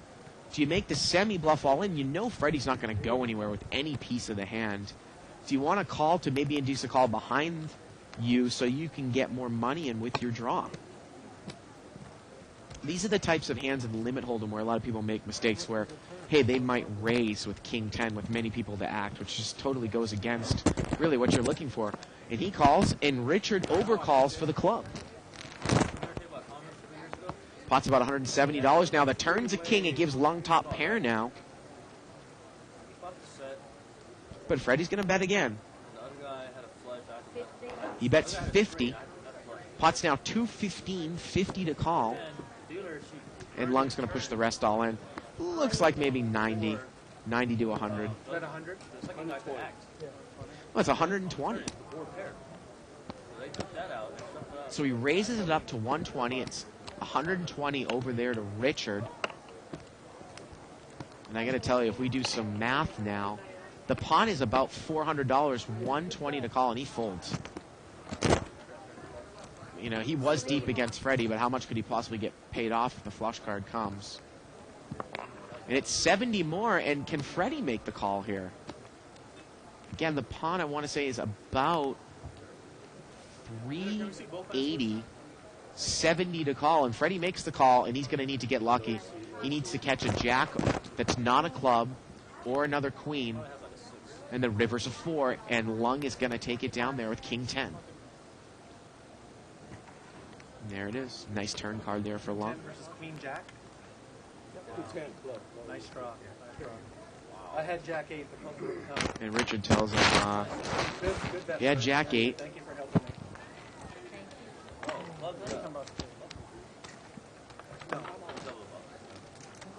I double him up, but Got an email here from Jeffrey Whitley, it looks like, or Whiteley. He says, "Hey fellas, I just started watching the show and wanted to let you know how much I enjoyed it. I'm mainly an online player and I've learned a lot from you guys. Keep up the good work." Well, thank you very much, Jeff. And we have another email from Mickey Nygaard. He says, "I know it's off topic, guys, but how easy is it to get a dealing job?" And he says specifically in Las Vegas. "I'm thinking of moving here from Europe. I watch your show every night, and I want to deal for a living." Well, I got to tell you, I mean, there are poker rooms now with the recent poker boom popping up everywhere, so I don't really know, but I got to tell you, it's probably easier than it ever has been in the past, if that helps you. I think they have schools all around the world, and they're always looking to hire. This pot was limped around. Ace 6-4, a couple spades. $27. And Lung has got 7-8 of spades. He's got a flush draw and a gut shot to the 5. But Allen's going to bet $27 here with Ace 8. He's got top pair. Again, the pot was limped around. Allen bets about the size of the pot. St. John's going to let go of his pocket 5s. Corey folds. Action's over there to seat 2. I guess we can't really see what he has. Freddie, he folds. Kevin's got bottom pair here. He's going to fold. Let's see what Lung does. Lung's got a pretty big draw. And I think that Allen might be all in here. So I think that this is... I mean, I think it's $27 here, so the pot's about 50. I think Lung is getting 2-1 here. Can he make this call? I would think so, most likely. I mean, he's got a straight draw and a flush draw. He's got about 12 outs, which means he's, you know, against an ace, he's a little bit of an underdog, but he's getting 2-1 on the pot. Whoa! Well, there's the spade on the turn. Lung makes it. And there it is. And I guess there was a $10 bounty on Allen's head by Tony, so Lung wins the bounty as well. There you go. Oh, man. I won $30. And of course, we just got word that Jay left for the tournament series that we're going on right now, which is Hold'em. And we're just about towards the end of that series. Tonight's event was $300 no limit Hold'em. We've got 3 more events left, plus the points playoffs. Tomorrow's $500 limit. Friday is $500 no limit. And Saturday, huge event, $200 no limit multi-rebag, $100,000 guaranteed. And this, of course, is in our Hold'em tournaments. During the week, those tournaments start at 7:15. On Saturdays and Sundays, they start at 4:15. So come and check it out. Is it a continuous $10 bounty or no? That's it. Go ahead. Got an email here from Guilherme Martins. He says, "I am writing to you from Portugal in Europe. I love the show, and I'm trying to figure out how much is the dealer taking in rake each hand. I can't tell. Do they do it mentally? What's the normal rake?" And we'll get to that after this hand. It's usually a flat rake in brick and mortar casinos. It's not a percentage of the pot like some internet players might be accustomed to. As seat 9 raises with Queen Jack offsuit to 30, that is Corey. He's been playing pretty tight all night. Now, St. John's got an Ace-10 offsuit, a hand that can easily be dominated. I believe he's in one of the blinds, and he's going to lay it down. Now, look at this. Richard's going to call with 6-4 offsuit. I don't know if Corey is really deep enough to make this call, but he does make the call. 7-7-9. First time I came over, too. I'll check. Richard's going to check. Now, let's see if Corey makes a continuation bet. No, he checks right behind him. Turn is a deuce. And now Richard's played it really passively all night, and now he checks again, and it looks like Corey's not going to continue to give him some free cards there. Betting 50. And Richard is going to fold before Corey even declares how much he's going to bet, which is always nice. Already folds. I see we got Action Tony in the game there. Oh, boy. Interesting, you know, I went and... I want to just answer this go ahead. email here real quick. So the rake in this game is actually $3, regardless of pot size, if you see a flop. Now, if you don't see a flop, which means if you chop it in the blinds, it's a reduced rake and it's 50 cents. And that is regardless of pot size. Like I said, it's not a percentage like some internet players might be accustomed to, say, $2 up to $50 and then $3. Four players in Vegas, obviously. Yeah. Yeah, California law, actually, you're not allowed to take a pot rake based on the size of the pot. So anyway, I actually had a really interesting conversation. I wanted to ask a couple of floor men about last night's play with Barry Woods and Ed and Jay, because I really wanted to get clarification on the exact ruling and what's going on with this. And then I went and spoke to Mark, who is one of the highest, he's a manager on duty here. Yeah, he's like the casino manager almost, Exactly. right? Mark and he's, Ventry, yeah. if it ever needed be, he's the one that they call. If the floor man can't make a decision, he's the one who comes in, and his decision is absolute final. Yeah. And I'll get to what both the couple of floormen said and he said, because it's really interesting. All right. Pot was checked around, limped around, checked on the flop, checked around on the turn, and the river's a deuce, and it looks like ace high over there. Corey is going to take it down. Take it down. That's interesting. I asked the floorman what the rule was, and the floorman actually thought, and this is not nothing bad about the floorman, he actually thought the hand was retrievable. He thought Barry's hand should be retrievable. Uh-huh. And he goes, that's what I would rule. Right. And I go, really? And Yeah. I was like, wait, really? I was Which, of course, now begs the question about what we say. Well, can we use our broadcast? Right. I go, wow. I go, is that the ruling? I go, Yeah. that's not what Todd said. I go, are you Right. sure? He goes, that's the ruling I would make. I go, well, let's get clarification on this. So I go to Mark and I ask Mark. Yeah. And Mark actually corrected for it and said, no, that's not. That's actually not the ruling. Did you then ask Mark what hands were retrievable? Yeah, and Mark said only when it is our mistake, basically dealer mistake. He agreed with him. And he said dealer mistake being in a couple of cases. But he did say one thing. He goes, if somebody blatantly misrepresents their hand, let's say they go, I got a full house, and they have nothing. Yeah. Not only will he not even bother trying to retrieve the hands, he will just automatically award the pot to the other person. Right. But it has to be blatantly a blatant shot, pretty much. Now we get a raise here to 45 by Lung. He's got pocket eights out of the blind. And it looks like he's going to take it down. Well, I guess my whole idea of some sort of setting some sort of magical precedent with this show is probably not going to come into fruition because just the way that we do it at the bike, there just really aren't any really retrievable hands in the muck, Right. Well, unless it's a dealer mistake. He So. said there are a few times where, like, the dealer tries to, the dealer reaches over and kills your hand. Right. Or the dealer misreads a hand. He said there are times, let's say Ed had flipped his hand over and not said anything, and the dealer said straight, Right. causing two players to fold. Well, then he will try to retrieve the hand because the dealer misspread the hand. Yeah. But if Ed does it, then no. Bad luck money. Bad luck money. But it's obviously it has to be a clear mistake. If it was an error by the player, tough luck. He actually went as far as to say is, if Ed only had 10 high last night, he actually goes as far as saying if Jay had folded, and Barry had folded, Ed would have won the pot. Well, that's amazing. But it just goes to show you that, I mean, not to rag on the floorman here, it's almost like, you see different rulings in different situations, and it's not just here, it's everywhere. What do the rules of poker mean if people really don't follow them when they make rulings? Look at this trip aces for Freddie here. Yeah. And he checked it. Turns at 10. Now this is interesting. It's two pair for Richard, but obviously the 10 doesn't mean a darn thing. And now Freddie's going to bet. He's going to bet $10. Again, I got to tell you, I mean, not to rag on Freddie, but there's obviously different, Dave, there are different things that you know about a player in terms of how strong he is. When Freddie bet that dry side pot earlier in the night, you know that Freddie's probably a beginner, right? It's just... Obviously, yeah. And this hand, too, I don't really... the way that he's antsy-pantsy playing this hand is... obviously drives me nuts. As Lung calls the flush draw now because he bet $10 on the turn. And Lung actually has more outs because he's got a straight draw as well. Oh, he's got a lot of outs here. Yeah. 7, queen, or diamond. And none of those cards will fill up Freddie. Right. That was it? Good job. And the issue now is, say a diamond comes on the river. Can Freddie get away from 3 aces? I don't know.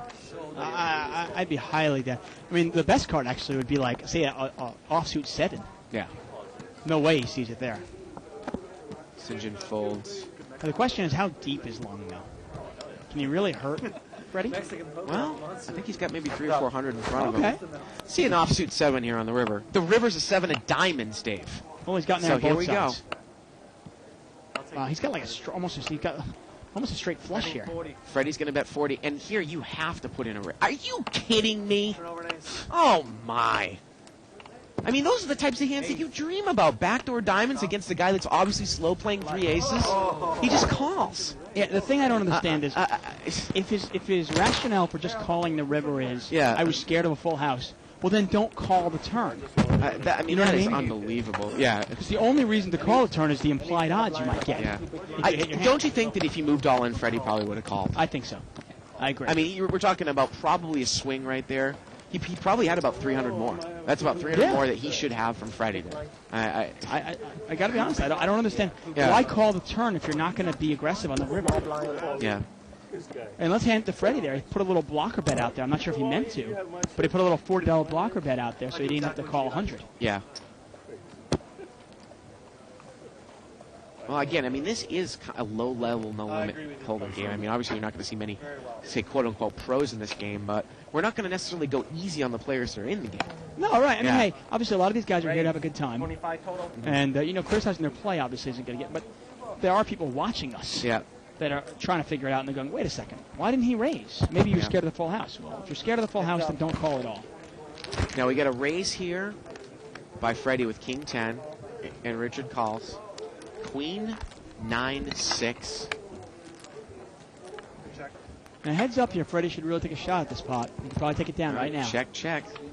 Turns a 6. What do I know? But again, though, it's Richard, Dave. He's never going to bet a draw. We haven't seen him do it all night. Well, even more important. No, I'm not saying Richard. I said Freddie.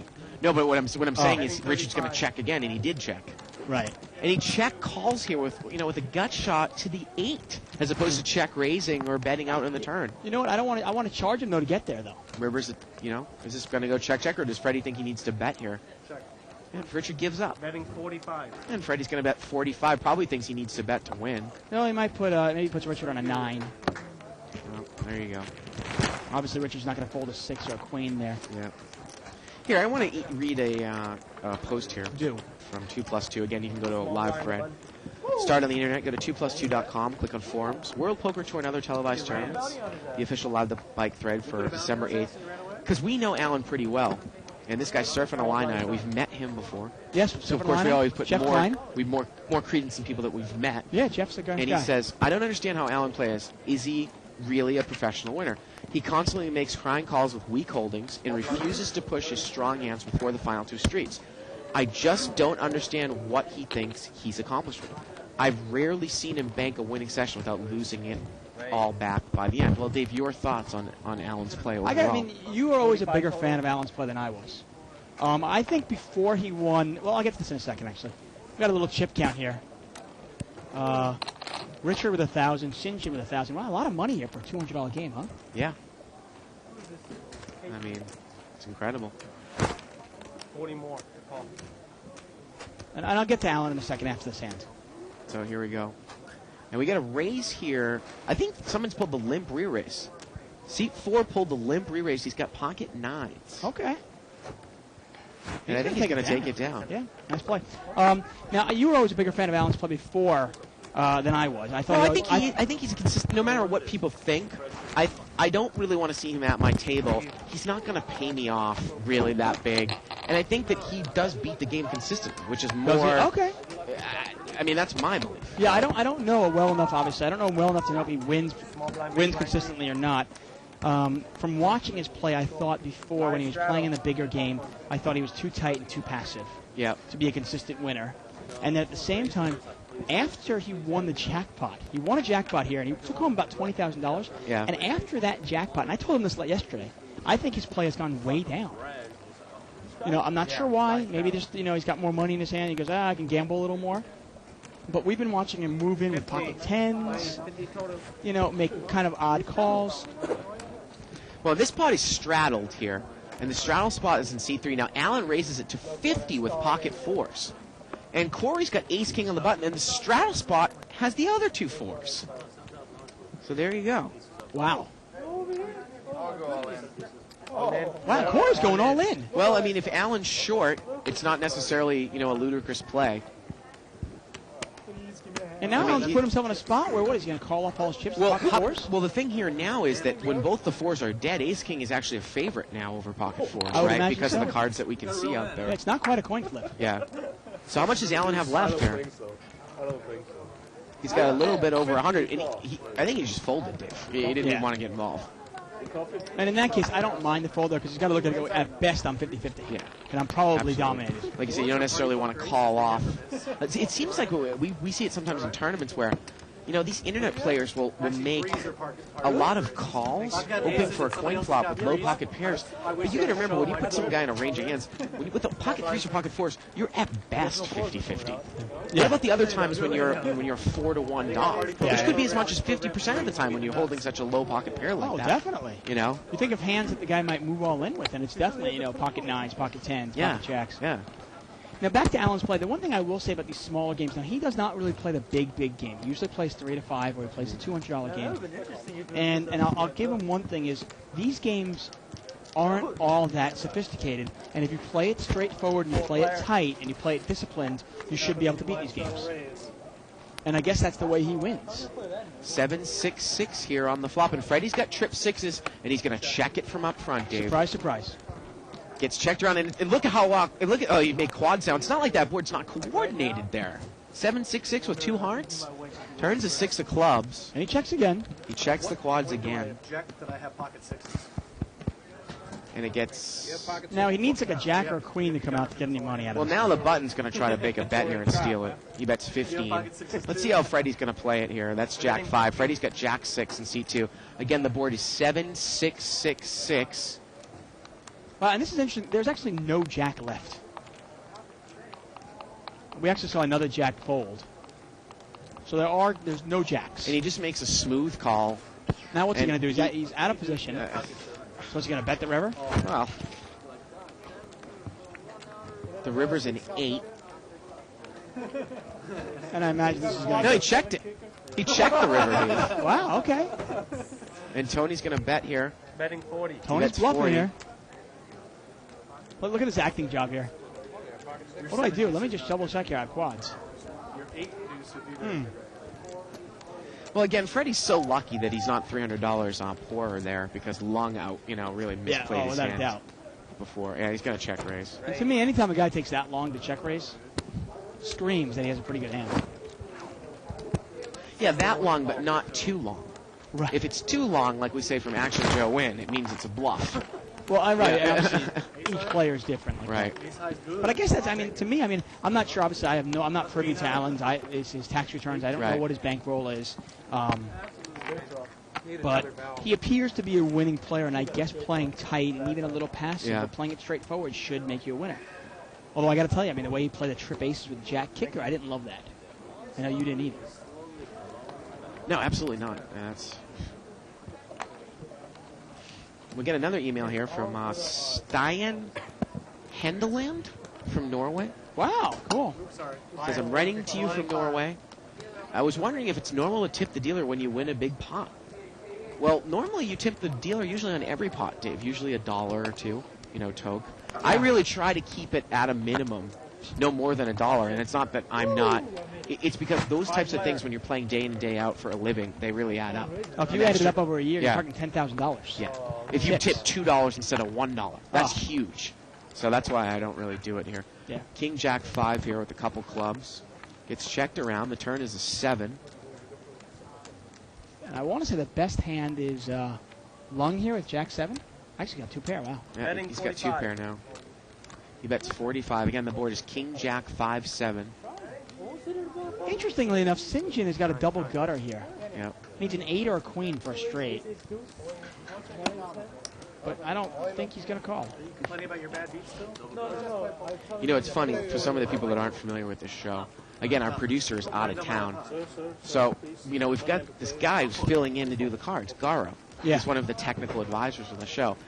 And I got to tell you, he's doing a hell of a job for someone who's coming in and substituting. Oh, definitely. It's not an easy for job at all. multi-way action, and we've seen a lot of multi-way pots.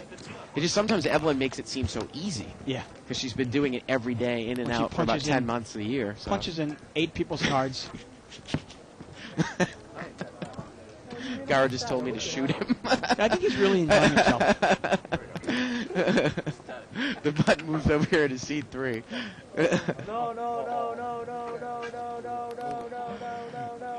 I mean, the actual job of putting the cards in manually is like some of that data entry job that would just drive you insane, Dave. Oh, you had to do it day in, day out. It's not easy at all. Yeah. Limp in here. Stud.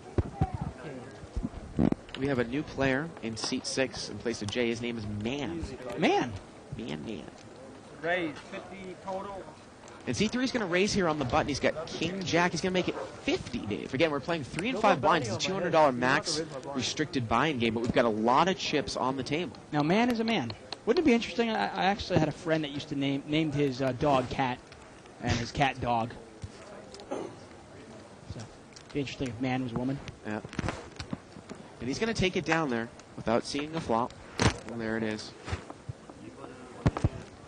Oh, so anyways, Dave, I mean, I got to start this conversation because we haven't addressed it. Go. I mean, I explained to you the hand with pocket sevens, Barry Woods, last night. Right. And it just, for me, it's just flabbergasting. I really don't know what to say. I can't use any more brain power. It seems like most of the life was drained out of me last night from all those hands.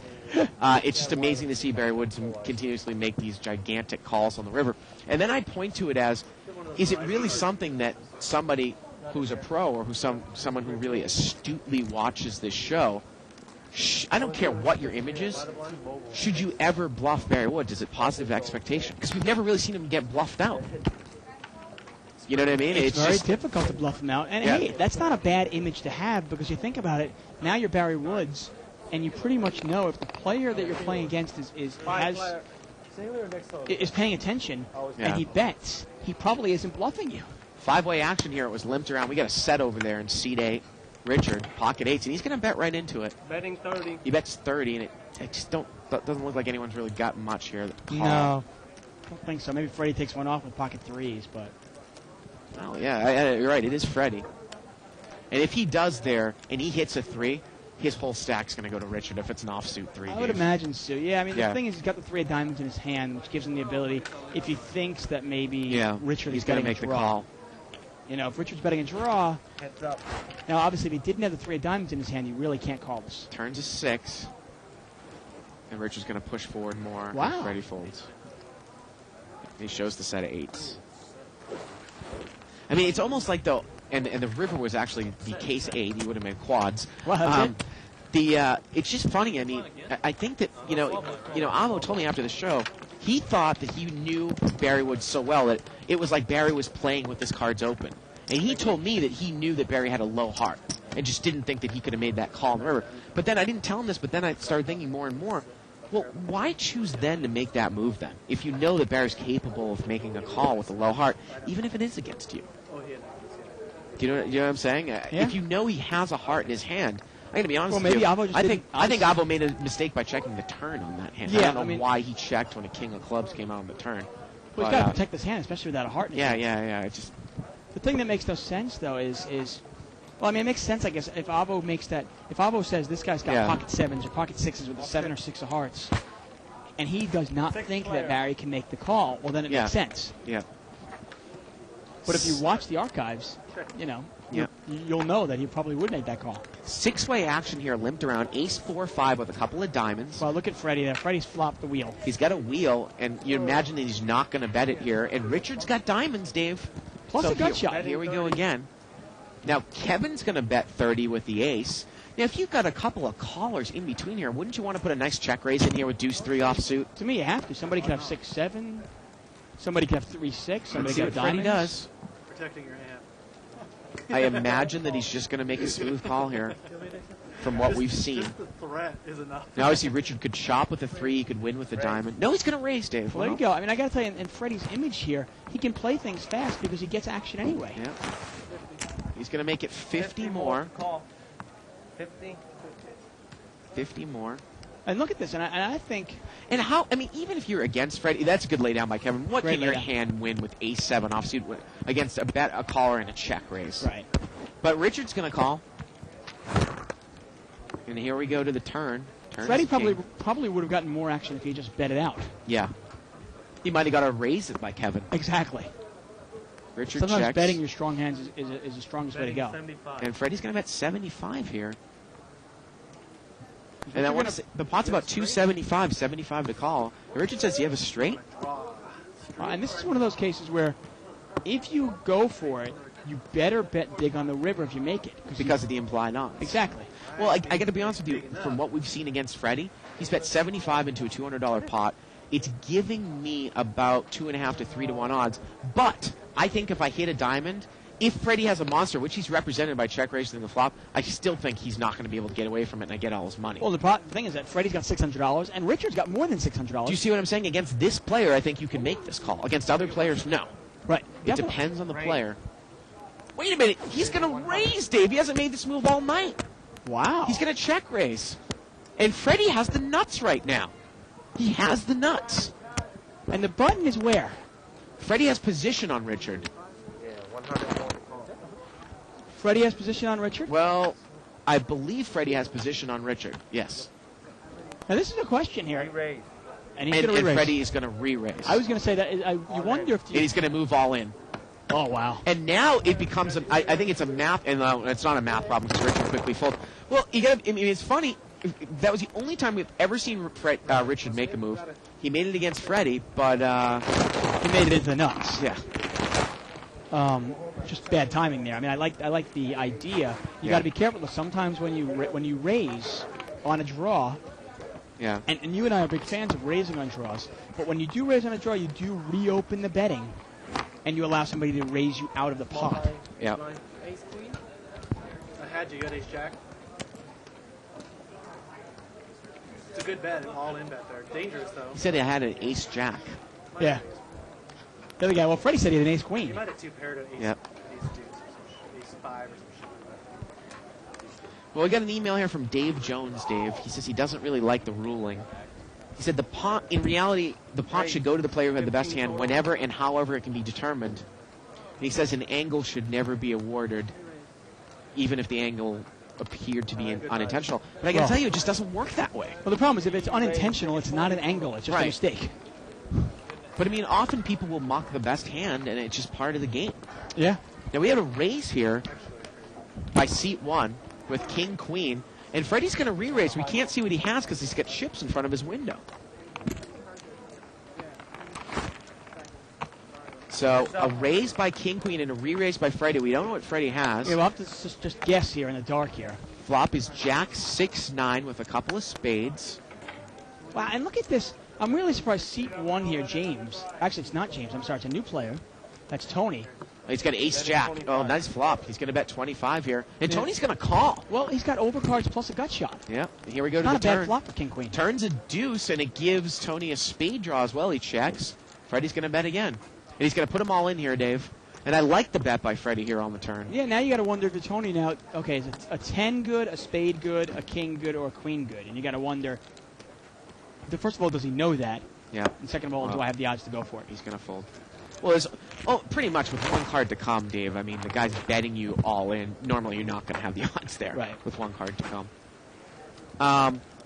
But, the other thing that Dave Jones says in his email is that if the other guy, who was Jay, had folded, the hand should have gone to Barry, even if you didn't have the camera on Barry's cards. But we just heard from our casino manager that wouldn't have been the case. Not only is that not the rules here, Yeah. it's not the rules in any casino in the world. Well, I don't want to say the world, but Well, and then he says if those aren't the rules of the bike, then you should change them. Well, should we just do it, I guess? yeah, I mean, in a perfect world, yes, it's like, Yeah, I'd love to say the best hand should get the pot all the time. right. But you really open up a can of worms there if you start going through the muck and looking for hands Right. and so forth. Now this pot is limped around. And actually, when I was speaking to you on the phone, we're going to see 5-way action here. Limped around, King 10-7 with a couple of hearts. Seat 3 there's got the best hand, I believe, with ace 10. And he does. And there's a jack. He let a jack fall now, and Freddie has gotten there. But now Corey's got a big hand here. Corey's got a jack with the heart draw. And Corey and Freddie pretty much have the same exact hand because their kicker does not play. But Corey's got the free roll because he's got the heart draw. 30. And we got a $30 bet here by, I believe, Freddie with Jack 4. Right. And Corey is called. He's just called. And this pot is already going to be chopped, right? Unless somebody hits 2 pair. Well, no, Corey's free roll and he's got the heart draw. Well, right. If the heart doesn't come, I mean, in terms Yes. of kickers with the jack. Yes, exactly. Yeah, They but yeah, both have Corey's pair on a big jacks. free roll. And the river's a heart. There it is. That's a pretty scary card there. Oh, man. I mean, what can mean, I Freddie can't- beat here? But I can't imagine Corey really getting. I can't imagine Freddie really calling. Well, him. at least Corey's going to bet. I'm really sick of people checking the nuts, Dave, on the I river. think you've got to bet. I mean, Yeah. you're hoping the guy has an ace. Exactly. An ace and 9. I mean, you're hoping the guy has Yeah. ace jack, right? Yeah. I mean, that's why I like the bet. I mean, how can Freddie call here with Jack 4? I mean, in fact, it might be even a time to overbet the pot and hope the guy has the straight. You know what I mean? Yep. It's a $40 bet here. Wow, Freddie's got a man purse right there. You catch a look at that, Dave? The old. I mean, I didn't catch that before. I mean, if he leans back, he's got a. It's almost not even a man purse. It's a purse. Really? Wow.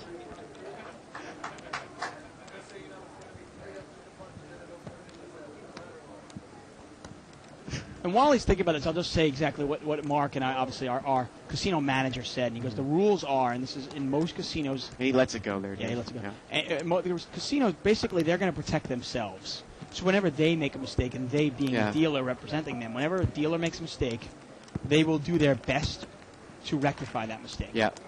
But if it's a mistake by a player, they're not going to really step in, unless a player is obviously, taking a shot, taking Right. advantage. And in that case, not only will the other hand, not only will the person taking the shot lose that hand, but he might even get banned from the casino. Well, again, and like I said, I got into this conversation with you. Well, should we even try to start this where we say we're ever going to look at the video? Do we really have a right to say pop into reality with the video here? But then, I got to thinking that quote-unquote retrievable hands are so far and few between that why should a guy be penalized if he has a retrievable hand? Just the fact that it's physically unretrievable. Yeah, exactly. Do you know what I'm saying? It's No, yeah, I think you're 100% right. yeah. And to me, I mean, I'd like to push for. We had a raise here by Allen with ace, queen of diamonds. Corey's going to call with king 10 offsuit. And Heads up. so we're heads up. About a $45 pot here. King 10 offsuit. I mean, he is in position, Dave, but Yeah, nice can be flop for Allen, though. can be a trouble hand. Queen 5-8. No, yeah, you don't really want to call a raise with king 10 offsuit, do you? Hey, look at this. Allen checked it, and king 10 checked right behind him. I mean, I think Allen's just getting to me. I mean, I got to be honest with you, I think he's just playing it too tricky. Well, he's going to bet now. Well, especially in a restricted buy-in game, Dave. It's just, Exactly. I mean, we're not playing the 1,000 game here. This is a 200 game, even though there are a lot of chips on the table. But he's on the short stack, But right? what do you want to do? You want to lose? I mean, what if the guy had an 8 there? Right, What if the guy had ace 8 and he goes, forget it, I'll take the free card, and then the 8 comes? What if the guy had 6, 7? right, Who knows what the guy has? The guy might have pocket 5s, right. and then you let him get there. I mean, you're asking to lose a big pot. I just don't understand the play. To me, especially, I actually really just got to play it straightforward. Sorry about that. Our technician actually turned me off instead of Bart. I think Bart's going to go pee. But I just don't. It's one thing if you're playing, the $5,000 game or $1,000 game, and you're playing with some really, really cagey players. Maybe you want to mix up your game and play it tricky, so they can't always put you on a hand. But if you're playing in a restricted buy-in game like this, man, play it straightforward, pretty much. You don't really have to mix it up that much to get money.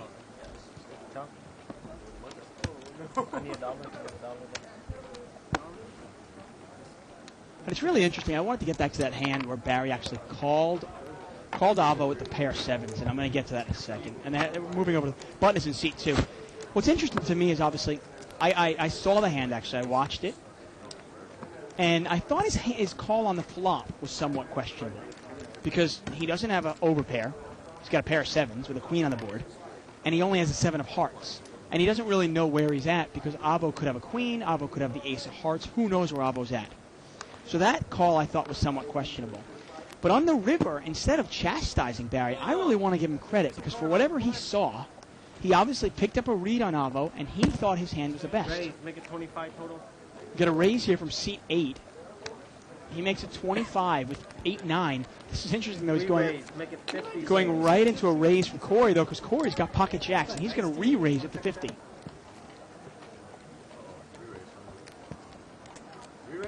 And Tony gets rid of ace-10 pretty quick there. And seat 3 has got 8-3. I can't imagine him calling. And there's 6-3 for Freddie. And he's thinking about it. He wants to see if he can win a big pot with 6-3 offsuit. But I want to give Barry credit for making that call. Obviously, like all of us, none of us want to give away money, although sometimes it's not quite obvious. We don't want to give away money. Obviously, Barry wasn't calling with what he thought was the worst hand. He obviously thought he had the best hand. And he made a great call. You want to check it down? Or you want to take it down now? Take it down now?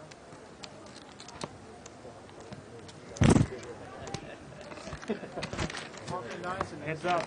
I was nice to him earlier, too. You took it down? Uh-oh. Oh, wait. Can't do that. Dan Corey's in really good shape here. He's got the jack of hearts. Oh, I checked. Oh. Checks. And, wow, and I got to tell you, Corey's hand is getting worse and worse. Obviously, he doesn't know what Richard has, but you can't blame Corey for shutting down there. It's ace, queen, 5. There's 3 hearts out there, and he does have the jack of hearts. But he kind of goes, you know what, I can't really beat anything on the board. Then another ace comes out there. And he goes, well, maybe I do have the best hand. And then the king comes on the river, and he's going, wow, what the heck can I beat? And then, obviously, in that case, only 8-9. He takes it down.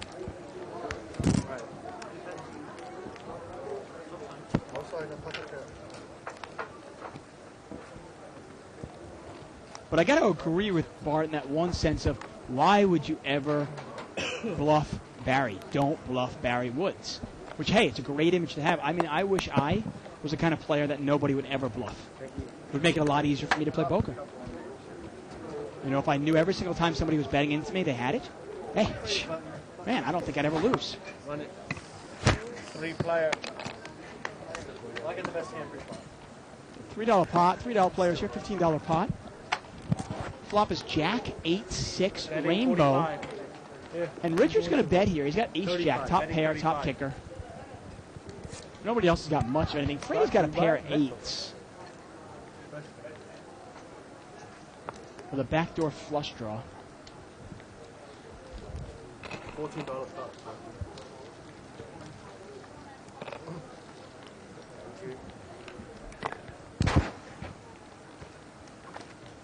And Richard takes it down. Richard looks like he's having a nice time over there in the seat. Yeah, he's having a good time. Well, Drinking a Corona. Yeah, why not? People forget sometimes when they're playing poker, they get all into the money and stuff. They forget that you're playing poker to have a good time. Camera, or do they just tell you when They show the camera. No. they show it? They punch it up. Do they Oh, punch it it's in? like They computer. are punching it in? Well, you know, the funny thing about Barry Woods, I got to give him credit, Dave. Again, I've been yet to figure him out. Easy to do. Is that he is definitely more likely to follow through with continuation bets 2 times. You know, and sometimes 3 times. Yeah. He will bet when it's usually raised. If they're punching when everybody has When he raises pre-flop, he will always continue with the lead of the hand. And he's pretty aggressive post-flop. And you know, like I like to really bet out usually when I have the best hand, but against him, it's almost automatic that he is going to bet if he is shown, or if he has the betting lead. So you can, you know, check raise him. Yeah. raise, make it 25 total. Yeah. And he raises it up with ace-jack here. Seat 4 raises it up to $25 with ace-jack of hearts. Yep, and it looks like he's in the blind. Yeah, and Richard's going to call here with a little suited gapper, 10-8 suited. And you wonder if Freddie's going to take one off here with 6-5. 20. Well, it's 20 more to go. Freddie's pretty deep. For these kind? And this is the case where I don't really want to call against Lung. The fact that is that Richard's in hand too. Right. So, and Richard's deep, so maybe I take one off. And he does call, and here we go. Look at this 10-8-7. Richard's got top 2 pair. Yep. Freddie's got an open-ended straight draw. Yep. Now, if the 9 comes, obviously, a 9 comes, Lung will have a straight. And it gets checked around here. Wow, how do you check that? Turns a 3. Now, Freddie needs a 4 to win this hand. Lung obviously needs a 9 to win the Did hand. Richard check again? He checked again, Dave, with 10-8. And the river now is an ace, and he's checked one more time. My goodness. Well, and if you're Lung, do you put a little value bet in there, or no, you just say, forget it, let me just take it down? I mean, what is Richard doing there, calling with 10-8 if he's going to check it 3 times? Yeah, I don't understand, especially with that kind of board. I mean, a lot of cards that could hurt him. And Lung checks right behind everyone. I mean, Richard, talk about them making the bare minimum. No one wants to bet, Richard. Bet your hand. We see it all the time. Players are almost playing backwards. Right. They're trying to play it too tricky. Right. If he bets his hand, there's a good chance he gets called because both players have a draw. And you missed it, actually, Bart. I was actually talking about Barry's hand where he called with the pocket We know sevens. that Freddie would have called. Of course he's going to call. And Yeah. well, Lung might have called with ace-jack. He had the overcards and the gut Right, shot. right. Who knows? And I was talking about the pocket sevens, the huge call by Barry Woods, and I said, I watched it on the repeated show last you night did? when I got home. Yeah. I was curious about it, and I watched it, and I thought his call on the flop was very questionable, and I didn't like the call on the flop. Yeah.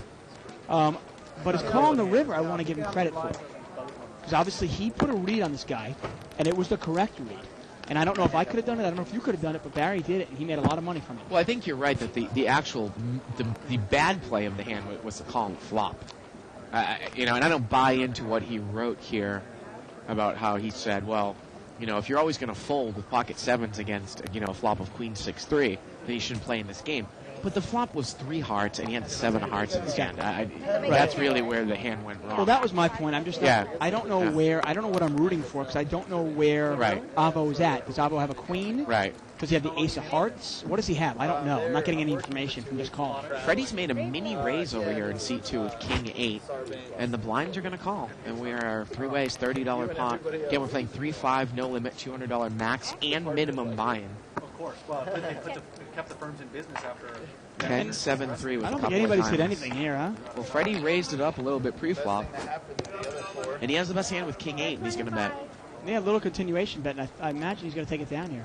Yep, there it is. Takes down. Yeah, I think you're right. I mean, I think the river call, I'm not going to overanalyze it. I mean, if the guy's got a read on him, he's got a read on him, and he made the right call. But I can't see, I mean, poker is very, very subjective.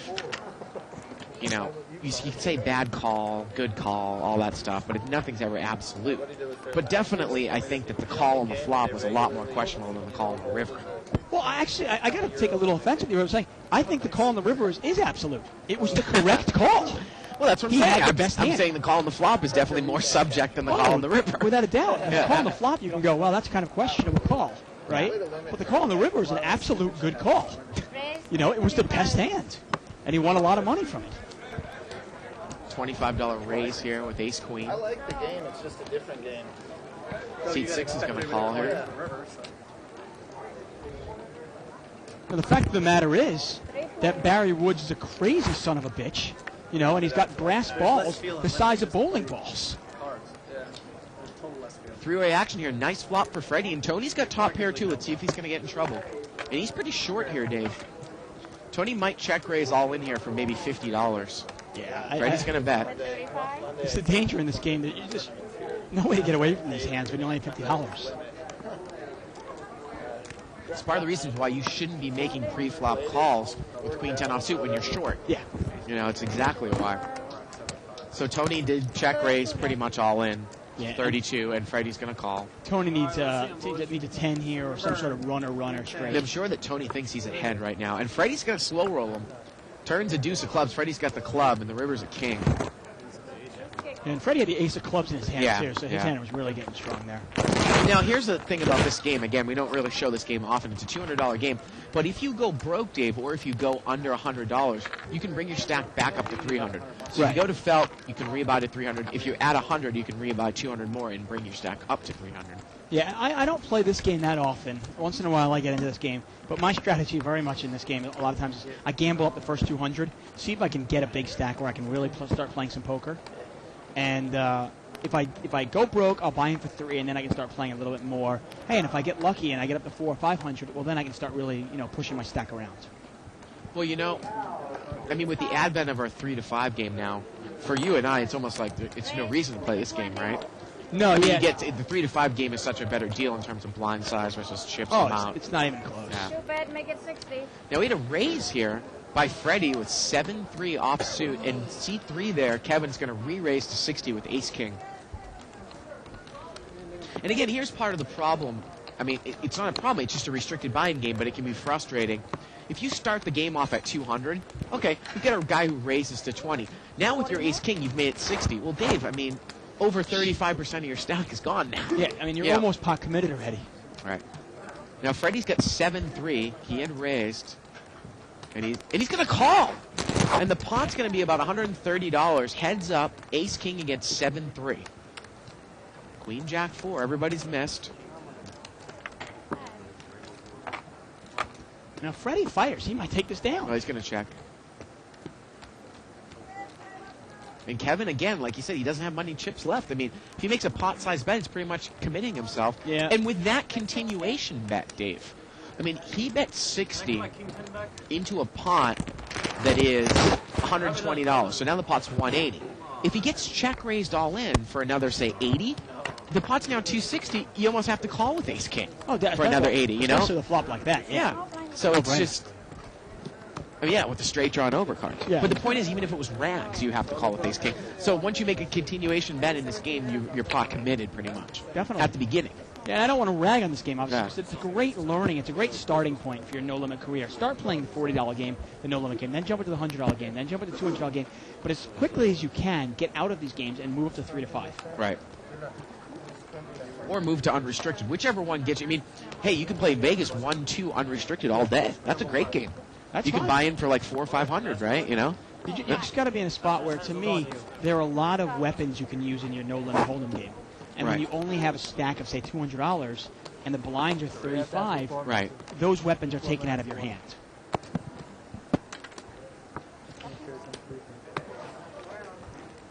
Limped around here. 6-way action. Look at Freddie and Tony sharing the clubs.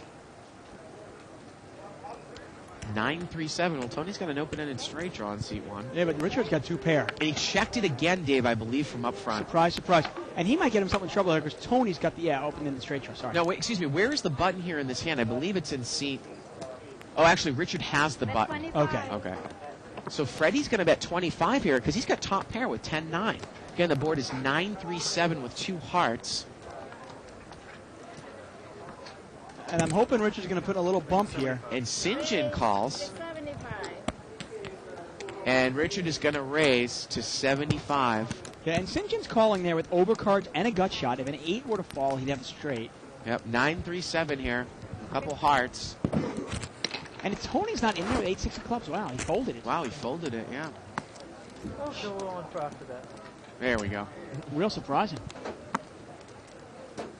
So Richard raised, and I think the action is back over to Freddie. Yeah, Alan is out of the hand. Alan had Yeah. ace-jack, and he's out of the hand. Yeah. So there we go. I imagine St. John obviously is going to get out of there pretty quickly. But what does Freddie do here? He's got top pair. He's got backdoor flush draw.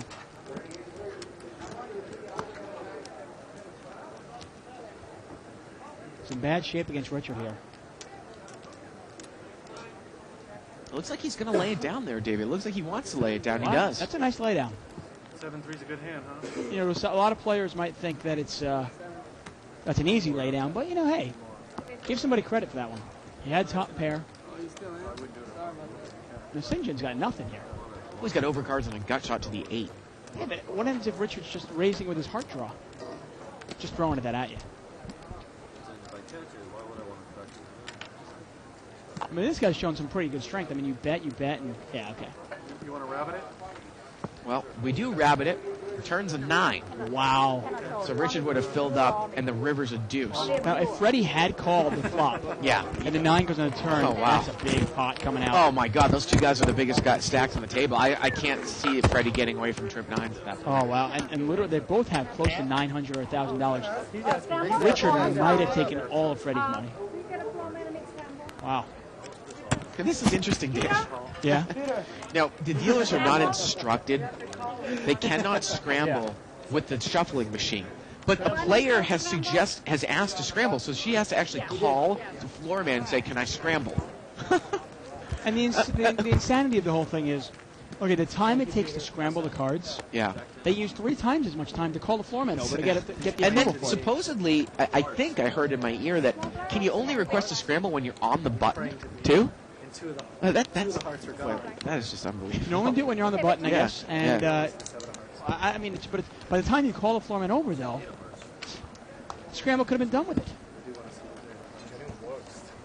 It's just like I said, what bothers me when I'm at a table, and I really am not prone to go on tilt. I usually don't at all, especially live. You are a pretty steady player. Yeah. It's not the bad beats, but it's when, say, I'm on a bad swing and people start calling for setups and making inane things that delay the game. That's what kills me. Yeah. Setup over setup. I mean, I Yeah. don't want if the cards are dented or something, but Right. setup just because this deck is not working for you. Yeah. This deck's unlucky. I want a new deck. Seat 7 is raised here at 25. King Jack offsuit. Freddie's going to call with Jack 4 diamonds, and we got a couple other people that are in there. Great player. And Lung folds the Queen 9 of hearts. So we got about an $80 pot going to the flop.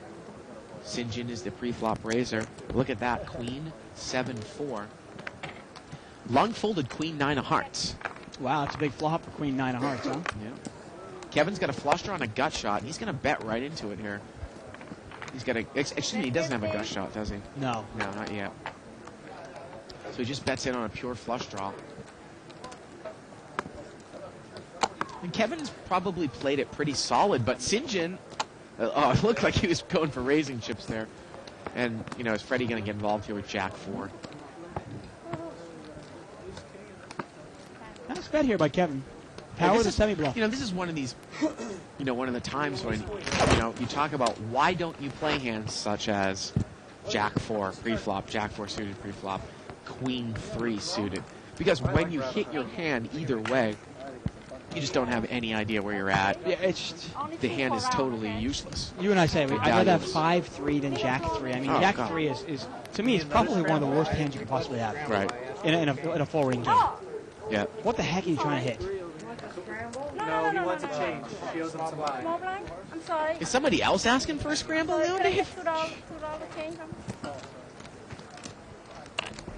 And we have special cards here for this game. These are kind of cards that are different than we have in any other game. Really? He's like, I need a 4-man to give him some I didn't know change. that. No, I thought you said Button move. Not that I know that's going to make a big difference in your luck, right? Your luck factor. You lucky guy, Dave Tuckman. Tiara is a exactly. curse word Lucky, in, lucky. Chinese. Once again, we are live at the bike, folks. I'm David Tuckman here with Bart Hansen. We're watching No Limit Hold'em. Blinds are 3 and 5. It's a restricted buying game, $200 buying game, but there's much more money than that on the table. Yep. Got a pretty good action game here. And if you're watching this from a kind of at 3 in the morning or something like that, and you want to watch it at a different time, we actually replay this show and every show now right after the show is done. All the way up until tomorrow, a couple hours before the show. Now, we had a raise here by, I believe, seat 6 with ace-10. Freddie just called and Kevin just called. So 3-way action. And they've all missed. Yeah, well, because ace-10, ace-queen, and ace-king. And And it gets checked around. Turn is a 6, and Freddie still has the best hand here with ace-king. Man has picked up a straight draw.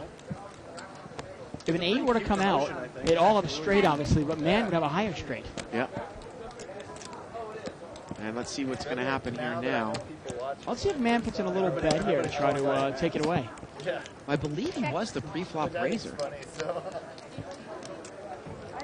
And it gets checked around again. And Freddie actually is up front. And look at this, a jack comes on the river, and everyone's missed everything. Yeah, and amazing. ace-king is good.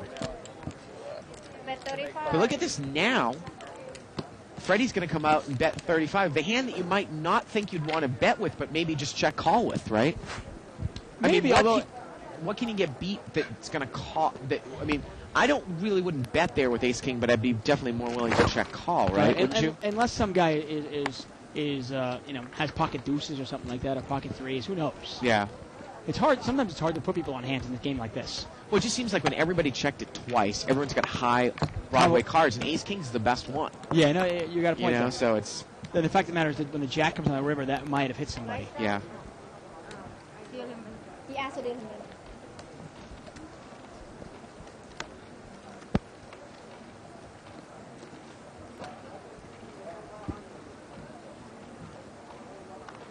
And this is interesting. We get an interesting email here from Lane Shang calling with a flush on a paired board. Yeah, this is- high. You criticize a player for just calling with a flush on an ace-jack, ace-10-7 board. He says he agrees with the call. Yeah. He thinks raising would be suicidal. If the player with the flush raises, what can he possibly be called with? Also, he only had a 9-high flush. Right. We'll get to that after this Yeah. hand here. And I think the pot was just limped around, and it looks like Man's got ace-king over there in seat 6. So he raised with ace-10 last hand, but this time he felt a little unlucky and just limped in with ace-king. Yeah, a lot of players do that where if they don't hit one hand, they go, I'll play it passive now. And it gets checked around, and the turn's a jack. What a great card for Man. He's made the nut straight. Yep. Now, Kevin has And got... he checked it. Did he check it again? I think so. And Now- everybody checks again. And the river's an ace, and now Man's going to chop it up with Freddie. Yeah, it looks like it. And he's checked the king again. Oh, Dave, this is ridiculous. And folks, this isn't people playing it because they think that they're checking it with their friends. They just think that they're checking it because they're tricky. Right. It's just... They're playing cagey poker here. Yeah. Well, let's see if he makes a check raise. Especially, he only had like $80. Man. Raise, make it 30. He raises the minimum. And now I guess Freddie can move all in, right? Because the king is the nuts, isn't Freddie it? will move all in, and Yep. Man's going to call, and they're going to chop it up. I mean, Man checked. He didn't raise pre-flop. He checked the flop and checked the turn. I mean, look at this. Freddie's just straight, and it looks like he's got like a look on his face. Re-raise. And he re-raises. Right, and we know where this is going. All right, so let's get back to that email. Now, the only thing I want to say is, and I don't mind just calling the river. The problem I have is if you put the guy in the full house because the paired board's out there, then don't call the turn bet. Because in that case, Greg actually had 3 aces. He had ace-6. Yeah. And Greg put in like a $40 bet on the turn. The pot was only like $50. Right. So you're putting in 40 to win 90, you know? So you're getting 2 to 1. And then basically because you're scared of the full house, You you're don't know getting it's no good. implied odds. Yeah, so it's a bad call on the turn if you're always scared of the full house. And in that case, we know. Look, there's another shot of the purse. In that case, we know. I mean, Dave, the way the guy played the hand, he doesn't seem like he's that advanced. I mean, players at this level, a lot of times they're not going to get away from trips, Right. especially if they play it slow. Yeah, And how about he says, well, what would have called you if you raised? That guy would have called with ace-6. With 3 aces? There you go. Of course he would have called 3 Yeah. aces. So, But I mean, my only thing is, I don't mind sometimes, if I don't have the nuts, in a paired board, if I have a flush, sometimes I don't want to re-raise because I don't want to reopen the betting, especially if I'm real deep. right. But then I'm not going to call. You know? Now look at this. Kevin's got pocket aces. He's going to raise it up to 25. Freddie's got a lot of money. He limped in the cutoff with 10-8 suited. You're not going to make no money. You know, And, calling trying to hit a draw with no implied odds makes no sense. Heads up. And we're heads up here. 10-8 suited against pocket aces. Well, the flop cup is 9-8 deuce. Well, if you put the guy in ace-king, you got to like your flop if you're 10-8. Let's see if he gets himself in trouble here. Check. Well, he's going to check it. And Kevin's going to bet. Bet 50. And Kevin bets 50. We raise. And look at this. Freddie's going to check raise here, Dave, with 10-8. I think he made it. Did he make it 50 more? He's made it 50 more. And what do you do now if you're Kevin? Now, this might be a case if you're Kevin. You've got 2 choices here. You can push it a little harder and see if this guy's got a 9 or a big hand or something. Now, he doesn't have that much money. You might want to just smooth call, have Freddie bet into you one more time, and then you commit all your chips. He's not that deep. So it's almost like you make him bet again, and now he's committed. Well, And he's, raise yeah, him well, on he's turn. in position, exactly. He's in position. Yeah. If you lose with aces heads up, so be it. What are you going to do? He's going to re-raise. 100. He's going to make it 100 more. And again, this is... Oh, my. And Freddie instantly calls. He doesn't even think twice about it, Dave. Oh. I don't know about that. Now, the turn here is a 10. And Freddie's made 2 pair. It's a third heart. This is just unbelievable. Yeah, Freddie's in good shape here, obviously. Kevin needs an 8, a deuce. And I'm Freddie sorry. checks. and he doesn't have a heart in his hand. Kevin moves all in, but Kevin was committed anyways. Yeah. That's a dangerous free card as 7 comes off on the river, and Freddie is going to take it down there. And he checked it on the turn. Well, I don't really know how that play was, that hand was played the whole way. The other thing, too, Dave, is that, if Freddie check raises for information, the guy comes over the top of you, again, because of the nature of this game, because it's a restricted game, and the guy's short, he's committed himself. Yeah. So at that point, you almost want to fold. Unless the guy's really capable of just doing that with 2 overcards. But it's Kevin, he's played tight all night. I just don't buy it. No, you got to put him on. You have to put him on an overpair at that point, and you throw away your 10-8. Right. Which is one of the reasons why, in all honesty, Freddie probably should have thrown it away when he raised. Which is why I probably smooth call with the aces. Right. Let Freddie bet the turn because he has to. Because the same player should fold with a single pair there when you re-raise. You mean on the flop? Exactly. You're actually trying to kind of play it kind of cagey, but not really. I'm basically letting him, if he's going to raise me, right, and I'm in position, I'm not in danger of giving him a free card. Right. Because he's going to have to bet into me. If he checks it to me, I'm going to bet anyway. Right. I'm not going to check behind him. Now Corey's got pocket kings. He's going to raise it up to 40 here in seat 9. It's a very rare case where I want to not even slow play, but kind of set up a play. Yep. And I've got to be in position. I've got to be heads up, so forth. Yep. Come on, you want some of this. Bring it in. You call. I call. And Corey's trying to egg people on the call here. Corey hasn't said a word all night. Yeah. Now he's saying call. What do you think he has?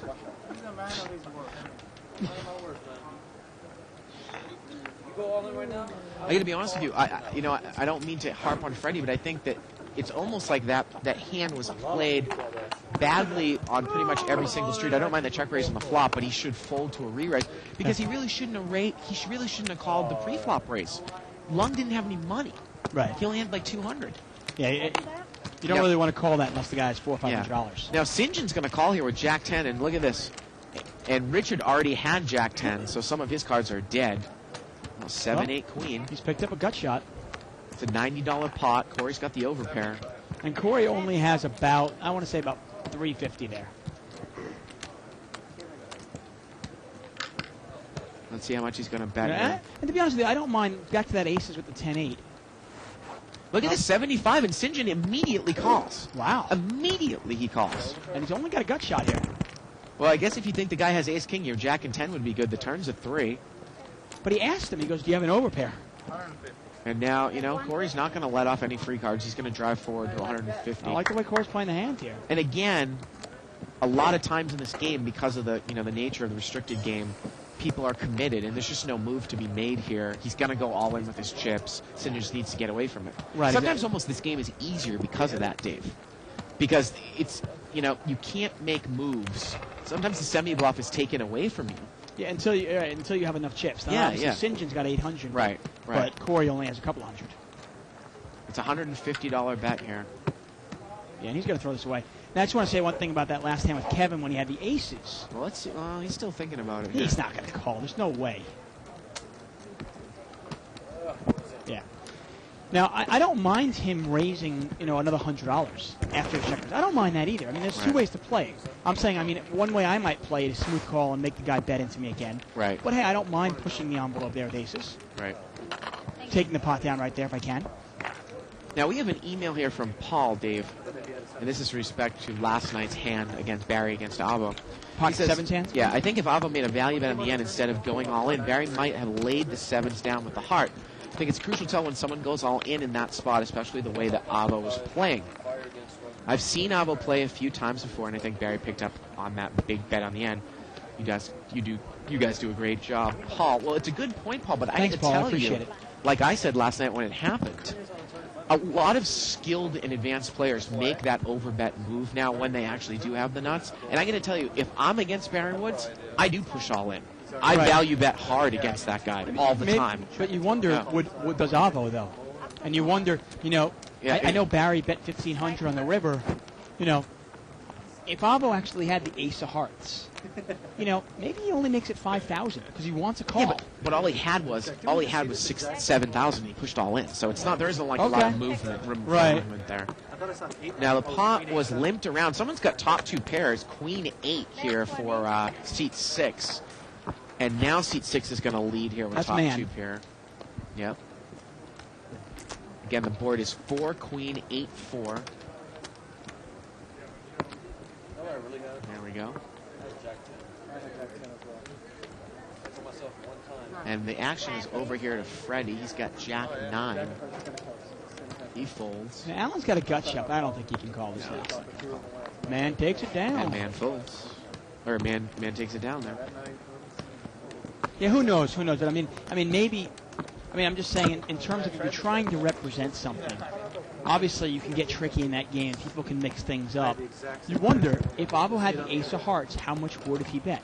Well, again, and I think that the pot was $4,000. I think Avo actually all-in amount was $6,500. Barry bet $1,500, making the pot $4,000. Well, how much is Avo going to raise there? Just up to $3,000, the minimum. I mean, he Or only he had make it 4,000. Make it 4,000. Remember, if he's got the ace of hearts, he's just looking for a call. I know where you're trying to go with that, Dave, but I just don't think the stack sizes. It's not like he's got 20,000 behind him. He's moved in for 20,000 all in on the. You know what I mean? Yeah. There's a difference. Ace King here for Freddie in seat 2. The action's on him, and he's going to raise it up. 45. He's going to make it 45 to go.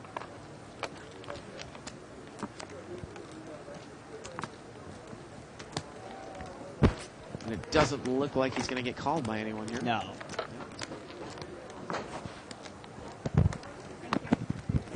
There we go.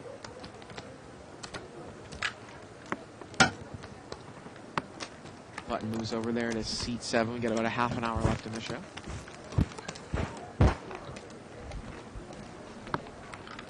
I mean, you've said it a lot of times. People talk about this game and they go, well, is it profitable? Can you beat this game?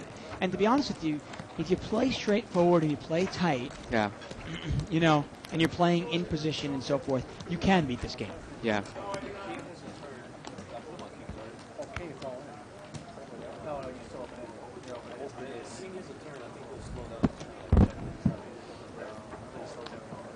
Big blind over there to Corey in seat 9. And Alan's in seat 5. I got to be honest with you. I'm trying to look around. Who do you think's played the best here tonight? Because I've seen a lot of flaws with a lot of the players the way they played tonight. Make it 20. It's really been an interesting night. Yeah. It's very very common in a game like this, in a $200 small no limit game, where you get a lot of players that are here to have a good time, Yeah. and not that much experience playing. Look at this. We got a raise here by seat 1, Ace Jack.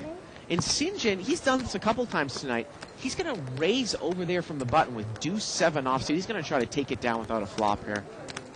I mean, there's $50 in dead money with the blinds and the raise and the call. So if he can raise it up enough, I guess, he figures he can take this down. What did he bet? He's making it 120 to go. And what was so he's risking 120 to win like 40. Right. 50. 50. Now the problem here too, though, is you have to, and he shows it. He shows the bluff. He shows deuce 7 offsuit. Now the problem here, though, too, is that remember the pre-flop raiser originally was seat 1, and he only had like 150 at the start of the hand. Right. So if he raises to 20 and you re-raise, and he's got something like Ace King, and he's like you or I, Dave, we might gamble at that point to try to build our chip stack up. So. Right, but if he has nothing, hey, it's a worthy shot at least. But I Yeah. mean, to me, I'm not a big fan of risking 120 to win 50. I know you're not either. And and he got seat 1 to lay down. What in that case was Ace Jack. It's interesting, Sinjin. I don't think he's necessarily, I think he knows where he's at. It's interesting to try to evaluate his game. I mean, I got to be honest with you, I think he's a better player than he shows sometimes. I think he just gets bored. Okay. You know what I mean? And some Yeah. players are like that. Some players Yeah. they know what they should be doing, but they lack the discipline to follow through with it. Right. 5 players. 5-way action here. Limped around. That means it's a $25 pot. All hearts here, and nobody has a heart. I say actually. Actually, Corey's got the pocket 6s with the 6 of hearts I here. always miss that hand on the right side, I tell you. Everybody checks. The turn is a 6, and now Kevin's made 2 pair, queen 6 and C3. And Corey's got trip 6s. Oh, wow, the case 6 comes off on the turn. Yeah. 75. And Corey's going to bet now with his set. And is Kevin going to get involved here? He's got 2 pair. He He might. doesn't have a heart in his hand. Top and bottom, he might. I mean, this might be a raising hand here. Not worth it to call. No, Corey says it's not worth it to call. not enough. Not enough. I mean, I'm going to be honest with you. With 2 pair there, and a guy like, say, Corey comes and fires out, do you want to get involved with this type of flop? Well, he checked it first time, right? Yeah. I mean, might he just have a queen? Now, look at that. Kevin makes a lay down That's there. a big lay down by Kevin. I got to tell you, I don't know if I lay that down. Well, what would you have done? I mean, if you I guys might are have really raised him. deep. I don't know. Yeah. Who knows? I mean, well, he bet a lot for a small pot. The pot was only like $20. Well, I think I know what you would have done, and what the problem maybe with the way you would have played that, Dave, was you might have put a raise in. I probably There. would have bet the flop, to be honest. I like my No. Well, I had a queen. Yeah, of course. But if you put a raise there in position and the guy calls you, don't you think that you probably would have checked it down if it got checked to you at the end, especially if no heart came? Oh, definitely, yeah. So you would have lost. Yeah. Yeah. Well, I mean, I'm putting this guy on. I'm going, okay. If the guy had a flush, so be it. Okay, that's how he plays Right, it. Good for right, him, right? right. To me, I'm thinking if the guy had a queen or a big pair like that, or 2 pair, won't he try to protect his hands? Yeah. Now, hey, if the guy happens to hit his set on the turn, hey, he got lucky. Yeah. What am I gonna do? I don't throw away 2 pair that quickly. But I guess in that case, the pot was real small. He didn't want to get involved. He just throws it away. Pick your spots, I guess.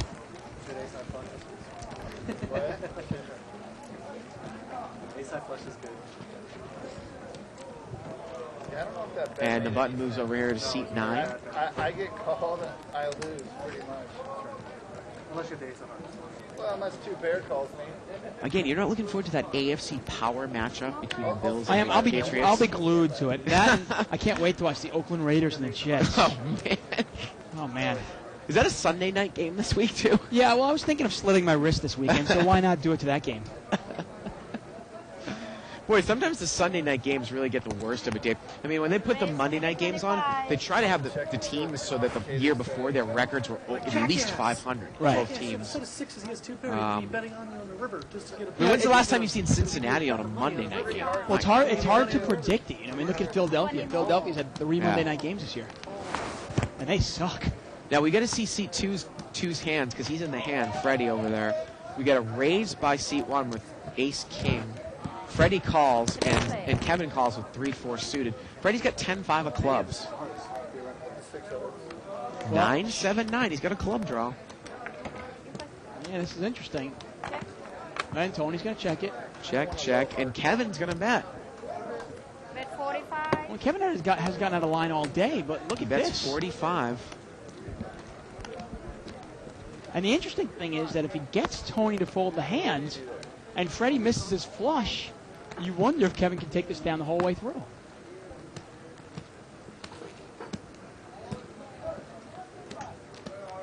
Well, I don't know if Freddie's going to get involved here, Dave.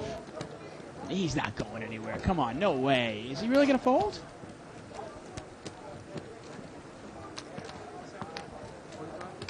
We're talking He's about asking him 45. we're talking about Freddie Luna here, right? Freddie Looney. No, it's Freddie Luna. It's Freddie Looney you can call him, but it's Freddie Luna actually. Luna. Luna, like the moon. Well, he makes the call. It turns a 10. Now he's definitely not going anywhere. He's got top pair. Top pair and flush. Let's see what draw. Kevin does now. I mean, Kevin's got no chance. And he's going to drive hard.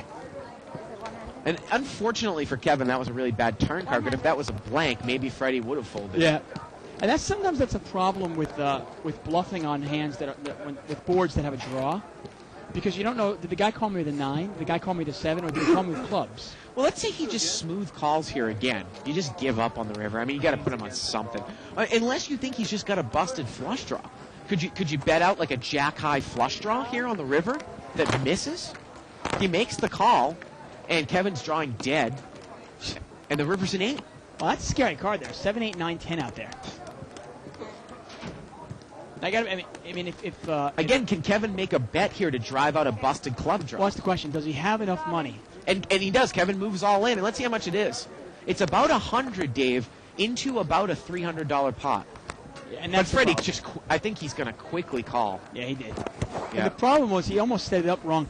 Had he only bet $50 on the turn and bet $150 on the river, he might have gotten him off. Right. But that's one of the things in this game. You almost need to play it straightforward because you don't have enough money. Right. Right. I mean, let's be honest. If you're playing in a $5,000 game, and Kevin moves in for like $3,000 or $4,000 on the river, can you call? We know Barry Woods can. Right. But can anybody else? Right. Right.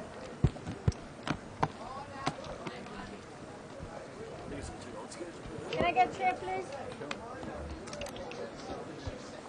You small pie. We're going to take a look at another chip count here. Freddie there. Wow, he's commanding the table, Dave. Almost $1,500 in a $200 game. And that's just huge. Plus that last hand, I think he's about $1,700 now. Yeah, you know what? Sometimes in this game, to be honest with you, I like to portray a different image. Sometimes when I play a 200 game, I like to portray an image of like Freddie. Like I'm a crazy nut. So people pay me off. You know, but it really is effective sometimes because people go, this guy they never think he really has a hand. Right. You know, they never give him credit for anything, and he gets paid off. Now, Alan raised there, I believe, with pocket eights, and he took it down there without anybody calling. No, Freddie is up. I don't know. I don't know if somebody can tell me what Freddie started with at the beginning of the night, but I think that he is probably up close to at least $800 or $900. Yeah, I'm not sure if he's in for another rebuy or not. No, he didn't. He never went broke. Again, you can't just rebuy this game. Right? Okay, there you go. Yeah. But he's definitely by far the big winner tonight. And Richard's up over there in seat 8, too, as well. Yeah, now obviously. And so is St. John. Obviously, he sucked out on pocket aces once. So we get word that he started with 500, so he's up over $1,000. Dave, in 2.5 hours in the 200 game, that's a lot of money. Yeah, I mean, only Super Mario Esquero can beat that hourly rate. Right. But let's say a couple of things about him. Yes, he's the big winner, but then again, he had to suck out on somebody's pocket aces at 10-8. Of course. He also made what might be one of the oddest bets when he bluffed into a dry side pot with 10 high. I mean, hey. Well, give him credit here. Kevin's flopped the full house, though. Look at this. Yep. And St. John's going to bet 20 now. Kevin just calls. He's playing it slow. Now, Lung's picked up top pair, and St. John bet in with the flush draw, and he is drawing dead. Now, Lung is not drawing dead because the board's paired. He could catch a king here and win. Yes. He can actually catch a 9 also. And That's win. right.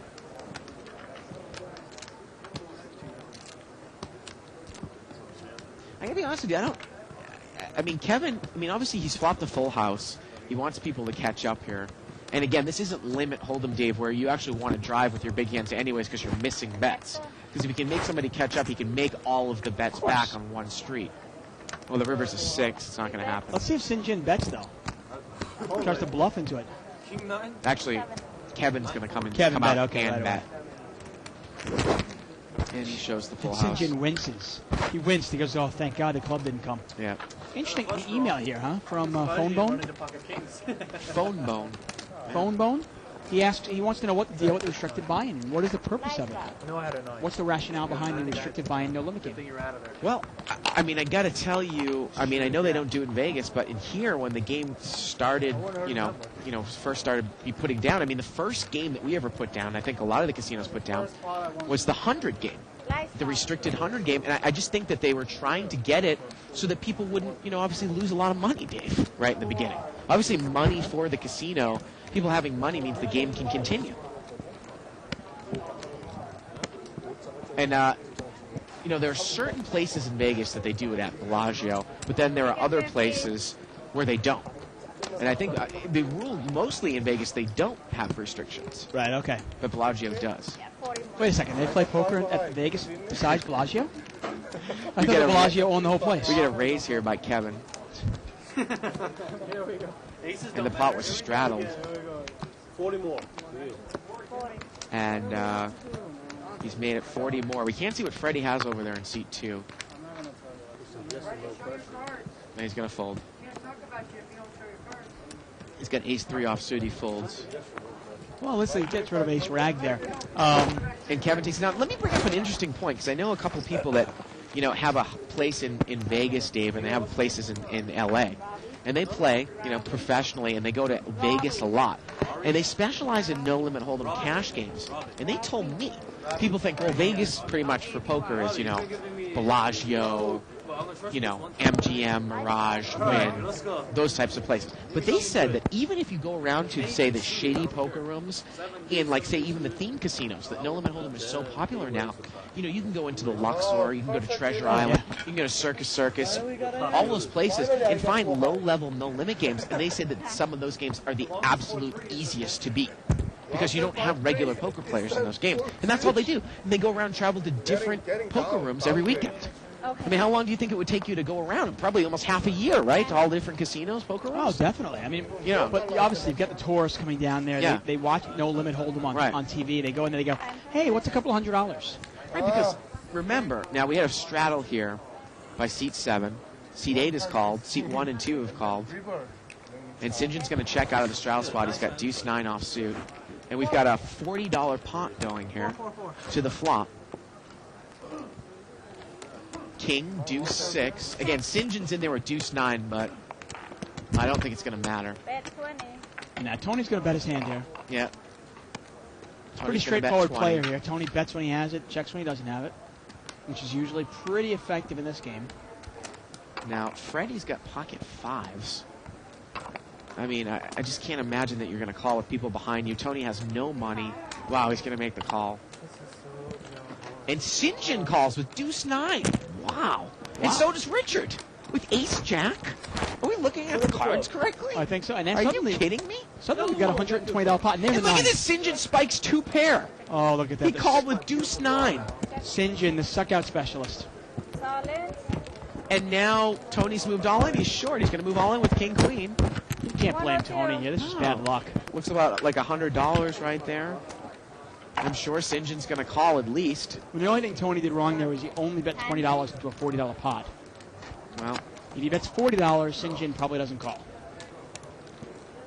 again, though, I mean, St. John, it just, you almost really can't. You got to watch the players who you're playing against, how much money they have.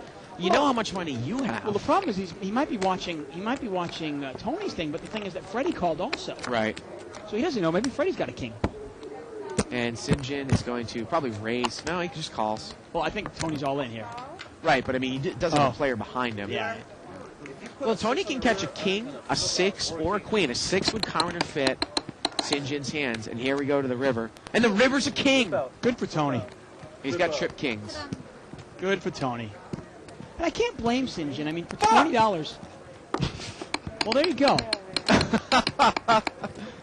For $20, basically St. John was looking at the hands. You were in a lot of trouble there, actually.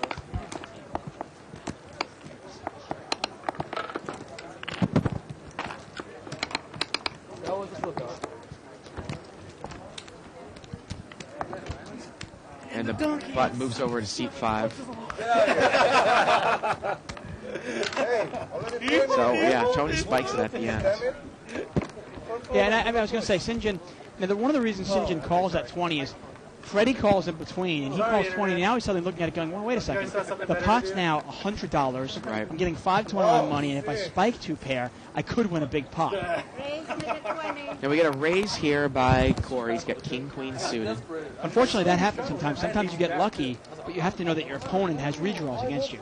Seat 1 calls Jack 10 of spades. Freddie's in there with pocket 8s in seat 2. 15 more. Time.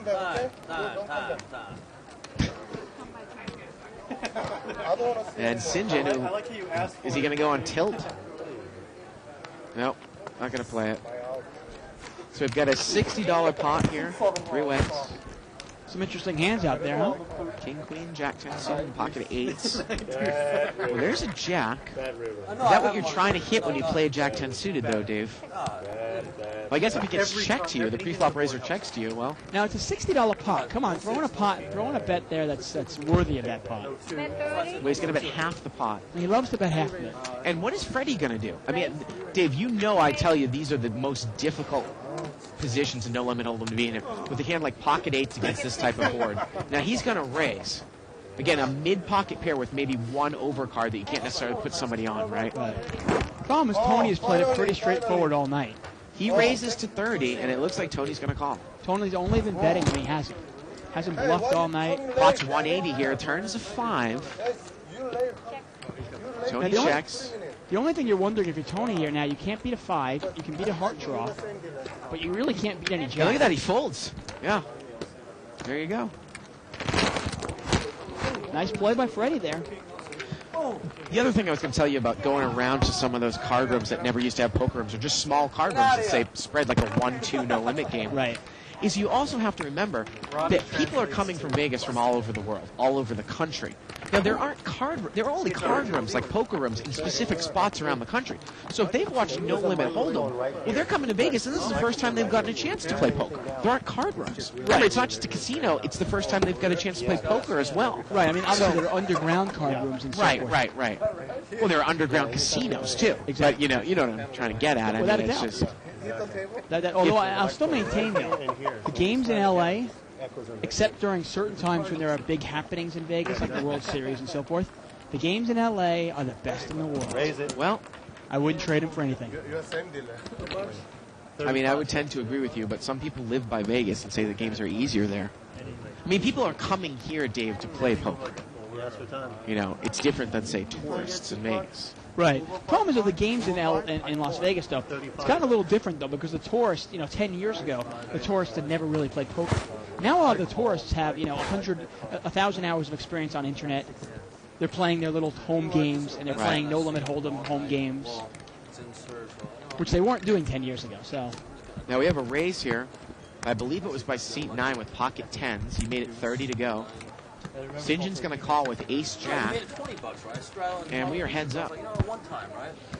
Two players. overcards here versus a pair. Oh, there's a king. King 7-8. Let's see if Corey bets it, though. I can make straight 60. He's going to bet 60, I like the bet here by Corey. Robo bet. and St. John's going to lay it down. He was out of position. Nice bet there. I mean, the one thing, this is the reason I like the LA games better, is if you look at the largest card room in Vegas, let's say it's probably Bellagio, I assume maybe Wynn. No, I think it's Bellagio by Is it? far. Okay, so yeah, if you take the largest, that room, I mean, our plaza section's almost bigger than that room. No, that's true. I Right. mean, that's the thing. Our game selection here is just enormous. You don't like this game? Pick this game. You don't like this game? Take another one. There it is. You can take a look there at the... I mean, this is just our plaza section. right. I might actually play this hand. I might actually play Look at those poor bastards over in the stud high-low game, Dave. Yeah, it's Every time we go over there. It's amazing they're even still alive. Raise it. Flip it. I It keep is. looking. It's almost sometimes depressing when you and I are playing that game. Look at that. That's the youngest guy on the table. He doesn't look too happy, does he? That's Dimitri there. Dimitri owns about 11 cars. Trade my nut flop option.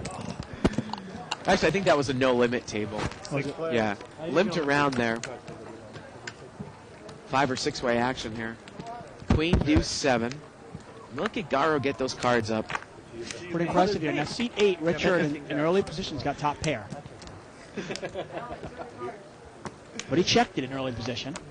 I had to look at him again. Turns a 6 of diamonds. And now Kevin's got a flush draw and a pair of 7s in seat 3. Is Richard going to put any money in there with top pair, though, now? 20. Well, Kevin's going to bet. Yeah, Richard checked it from up front. So he checked top pair twice from up front, right? Well, his hand isn't that powerful, obviously. He's going to make the check call. Kevin needs to hitch a 5, a 7, or a diamond here, right, to win this one? That would be correct, sir. If he calls, I'm marking the rail. I believe the action is on... Is it on Freddie? Freddie Mox. So we're heads up. Kevin against Richard. Pot's about $60. And the river is in 8. And that's going to do it. Richard's... He's escaped there with Queen 3.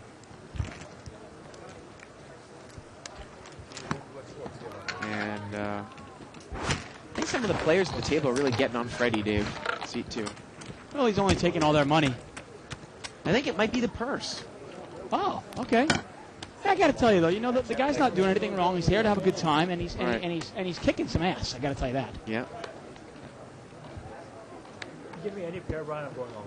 I don't care what it is. Deuces, Interesting little 2+2 post there from, I guess, Philippe. Yeah. Feel free to stop tapping the glass now. Yeah, we put an end to that right away. As annoying it was for you, you can imagine what it was for us. Woody Woodpecker. No? I don't care. 15. Drinking the radioactive water. Now, St. John, I believe, is going to raise here. Usually come with me. And at 15 he goes, get ace-6 of spades. 10 to call. Now, he is in position. I think he's in the cutoff seat, I want to say. Yes.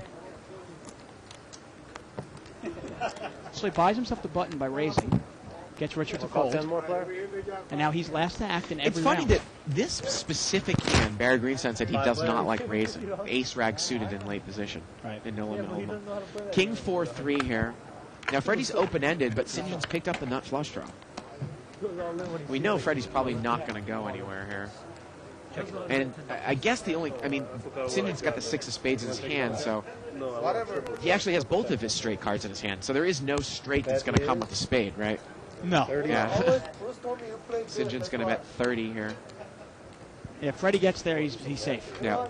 Unless, of course, the river comes spade and Freddie gets there on the turn. And that's the danger part of it. You could get Yeah. there and still be redraw. There's a redraw against you. Yeah. Freddie calls. Now, the power of raising in late position, really, with any hand, including ace-6 spades, first of all, you buy yourself the button. Turns a 9. That's no help. We're heads up ace-6 of spades against deuce 5. Yeah, man, obviously not in there with 7-8. And Freddie checks. You know, St. St. John's John's got the best gonna hand with ace-high. He's going to bet 75 now. And is Freddie maybe a little check raise here? Or is he just going to fold? Well, I guess you think that calling's probably the worst option, right? I think so at this point. I mean, unless you think St. John's got a real big hand and you're going to get paid off Like big on the river. 3 kings or something like that. Exactly. Right. If he has 3 kings, you know, if you catch an ace or you catch a 6 here, you're okay. You're safe. And he's going to make the call. You know, and obviously St. John does not have a big hand. Well, we obviously know that Freddie could back into the winning hand with a deuce or a 5. And look at the river. It's a 5. Yep. Now this is man. this is where he puts himself on a tough test here. He checks. He does not put in the blocker bet. And St. John just checks right behind him. Ace high. And Freddie's going to win it there with deuce 5. St. John cannot be happy. Oh yeah, he's sick. He's sick. Oh. Yeah. Yeah.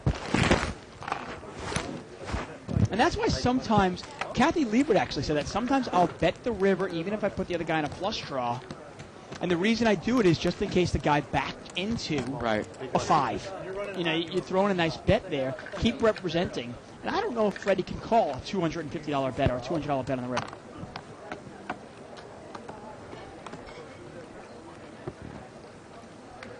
Now, it's interesting that Barry Greenstein would say he doesn't like raising with ace-6 suited in late position. It's not my favorite hand, obviously, either, but there is some advantage to it. Obviously, you buy yourself the button.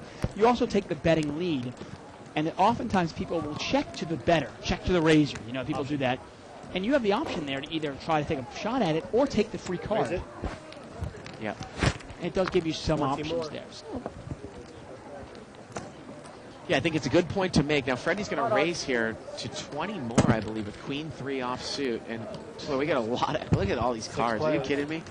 yeah. I mean, this pot is $120. Wow, that's not a bad pot here. And Freddie raised out of the blind with Queen 3. Ace-6-3 with a couple of spades. Kevin's got the nut flush draw there. Does in Freddie have the secret. best hand here, though? With Queen Queen 3? Allen's open-ended. Well, what we sometimes say, Dave, if you're going to raise with rags, you've got to bet a flop that has an ace in it, right? I mean, what's the point of raising? Well, I mean, it's hard for me to say what to do here because I would never be in this position. Right. To raise in the small blind with And he's Queen. checked it, and it went checked around. And Man got there now And, at the well, 10. Man's got a pair of 10s now. Of course, he never would have been in there on the flop. No. And a lot of people have a little piece of it here. Kevin's going to bet his flush draw. He bets 100. And if you're Man here, you're really put in a tough spot here. Would Kevin check an ace? Well, Man doesn't have much left. He looks like he might have maybe $75. Then it's a no-brainer call here. You think so? The pot now is about 220, and for essence, for him, the pot's about 275 to call. Yeah, he's getting 3-1 on his money. Yeah, he folds. Nah, I just don't buy the fact that somebody's checking an ace. And Freddie's got the best hand here with a pair of 3s. Yeah. You want action? Remember that fake And once again, the pot, you've got to look at the pot here. The pot is $120 of money in the pot here. Well, the pot's actually 220. It's 100 to call. Okay, there you go. Yeah. And he does not get involved. Nice play by Kevin. Take it down. Yeah. And Dave, this is going to be the last hand of the night. This So, is it, huh? of course, Another night of Live at the Bike, huh? and again, you know, if you want to join us tomorrow night, we will do our Friday night special, 10-20 no limit. Yeah, tomorrow night's our big game here. Yeah, with unrestricted buy-in. No limit hold'em, 10-20 blinds. We usually have somewhere in the neighborhood of $30,000 to $40,000 on the table at any given moment. Great game. Don't want to miss it. 6 to 9, 6 o'clock tomorrow night, Pacific time. Well, Freddie's got pocket jacks here. And Kevin's got ace queen. Yeah, pocket jacks. And seed 8's going to raise to 30 with 7-8 suited. And look at the button, Dave. He mucked pocket 4s because he doesn't have enough money in front of him. Well, it's a correct fold there. Yep. Now Freddie just calls and Kevin calls. Now, obviously, if you're in Freddie's spot, you can call. You can call that with pocket 4s. Right. Because you have enough money there. And look at Kevin. Kevin's pretty deep now. This could get ugly. Well, 10-10 deuce. Pretty good flop for Freddie. And he does spell that name with one D. We don't have it spelled incorrectly. 50. He's going to come out and bet here. I'm surprised he doesn't do a check raise here, to be honest with you. Why not check the Richard and see what he does? Yeah, but I got to be honest with you. The way that Richard's played, I don't necessarily think he bets that flop. You think? Okay. No, he's been playing it pretty Fair passive enough. all night. So that's going to do it for us, folks. Again, thank you for joining us. Another exciting episode of Live the Bike. Please tune in tomorrow for our unrestricted buying game, and you will be here, right? I will David? be here. Briar Tuckman. Ooh, There we are. We're back. Ooh, is this Double Fist Friday for me already? Not quite. No. Not quite. It's tomorrow night. All right, everyone. So for everybody here in the booth and for David Tuckman, I'm Bart Hanson. Good night, everybody, from Live at the Bike. Good night. It's here. It's big. And it's closer than you think. It's not a tournament. It's what you don't see on TV. The cash is real. The stakes are high. They bet big. They win big. They lose big. High stakes live action poker. Live at the Bike. Watch it live on the web or play it if you dare at the Bicycle Casino right here in Los Angeles.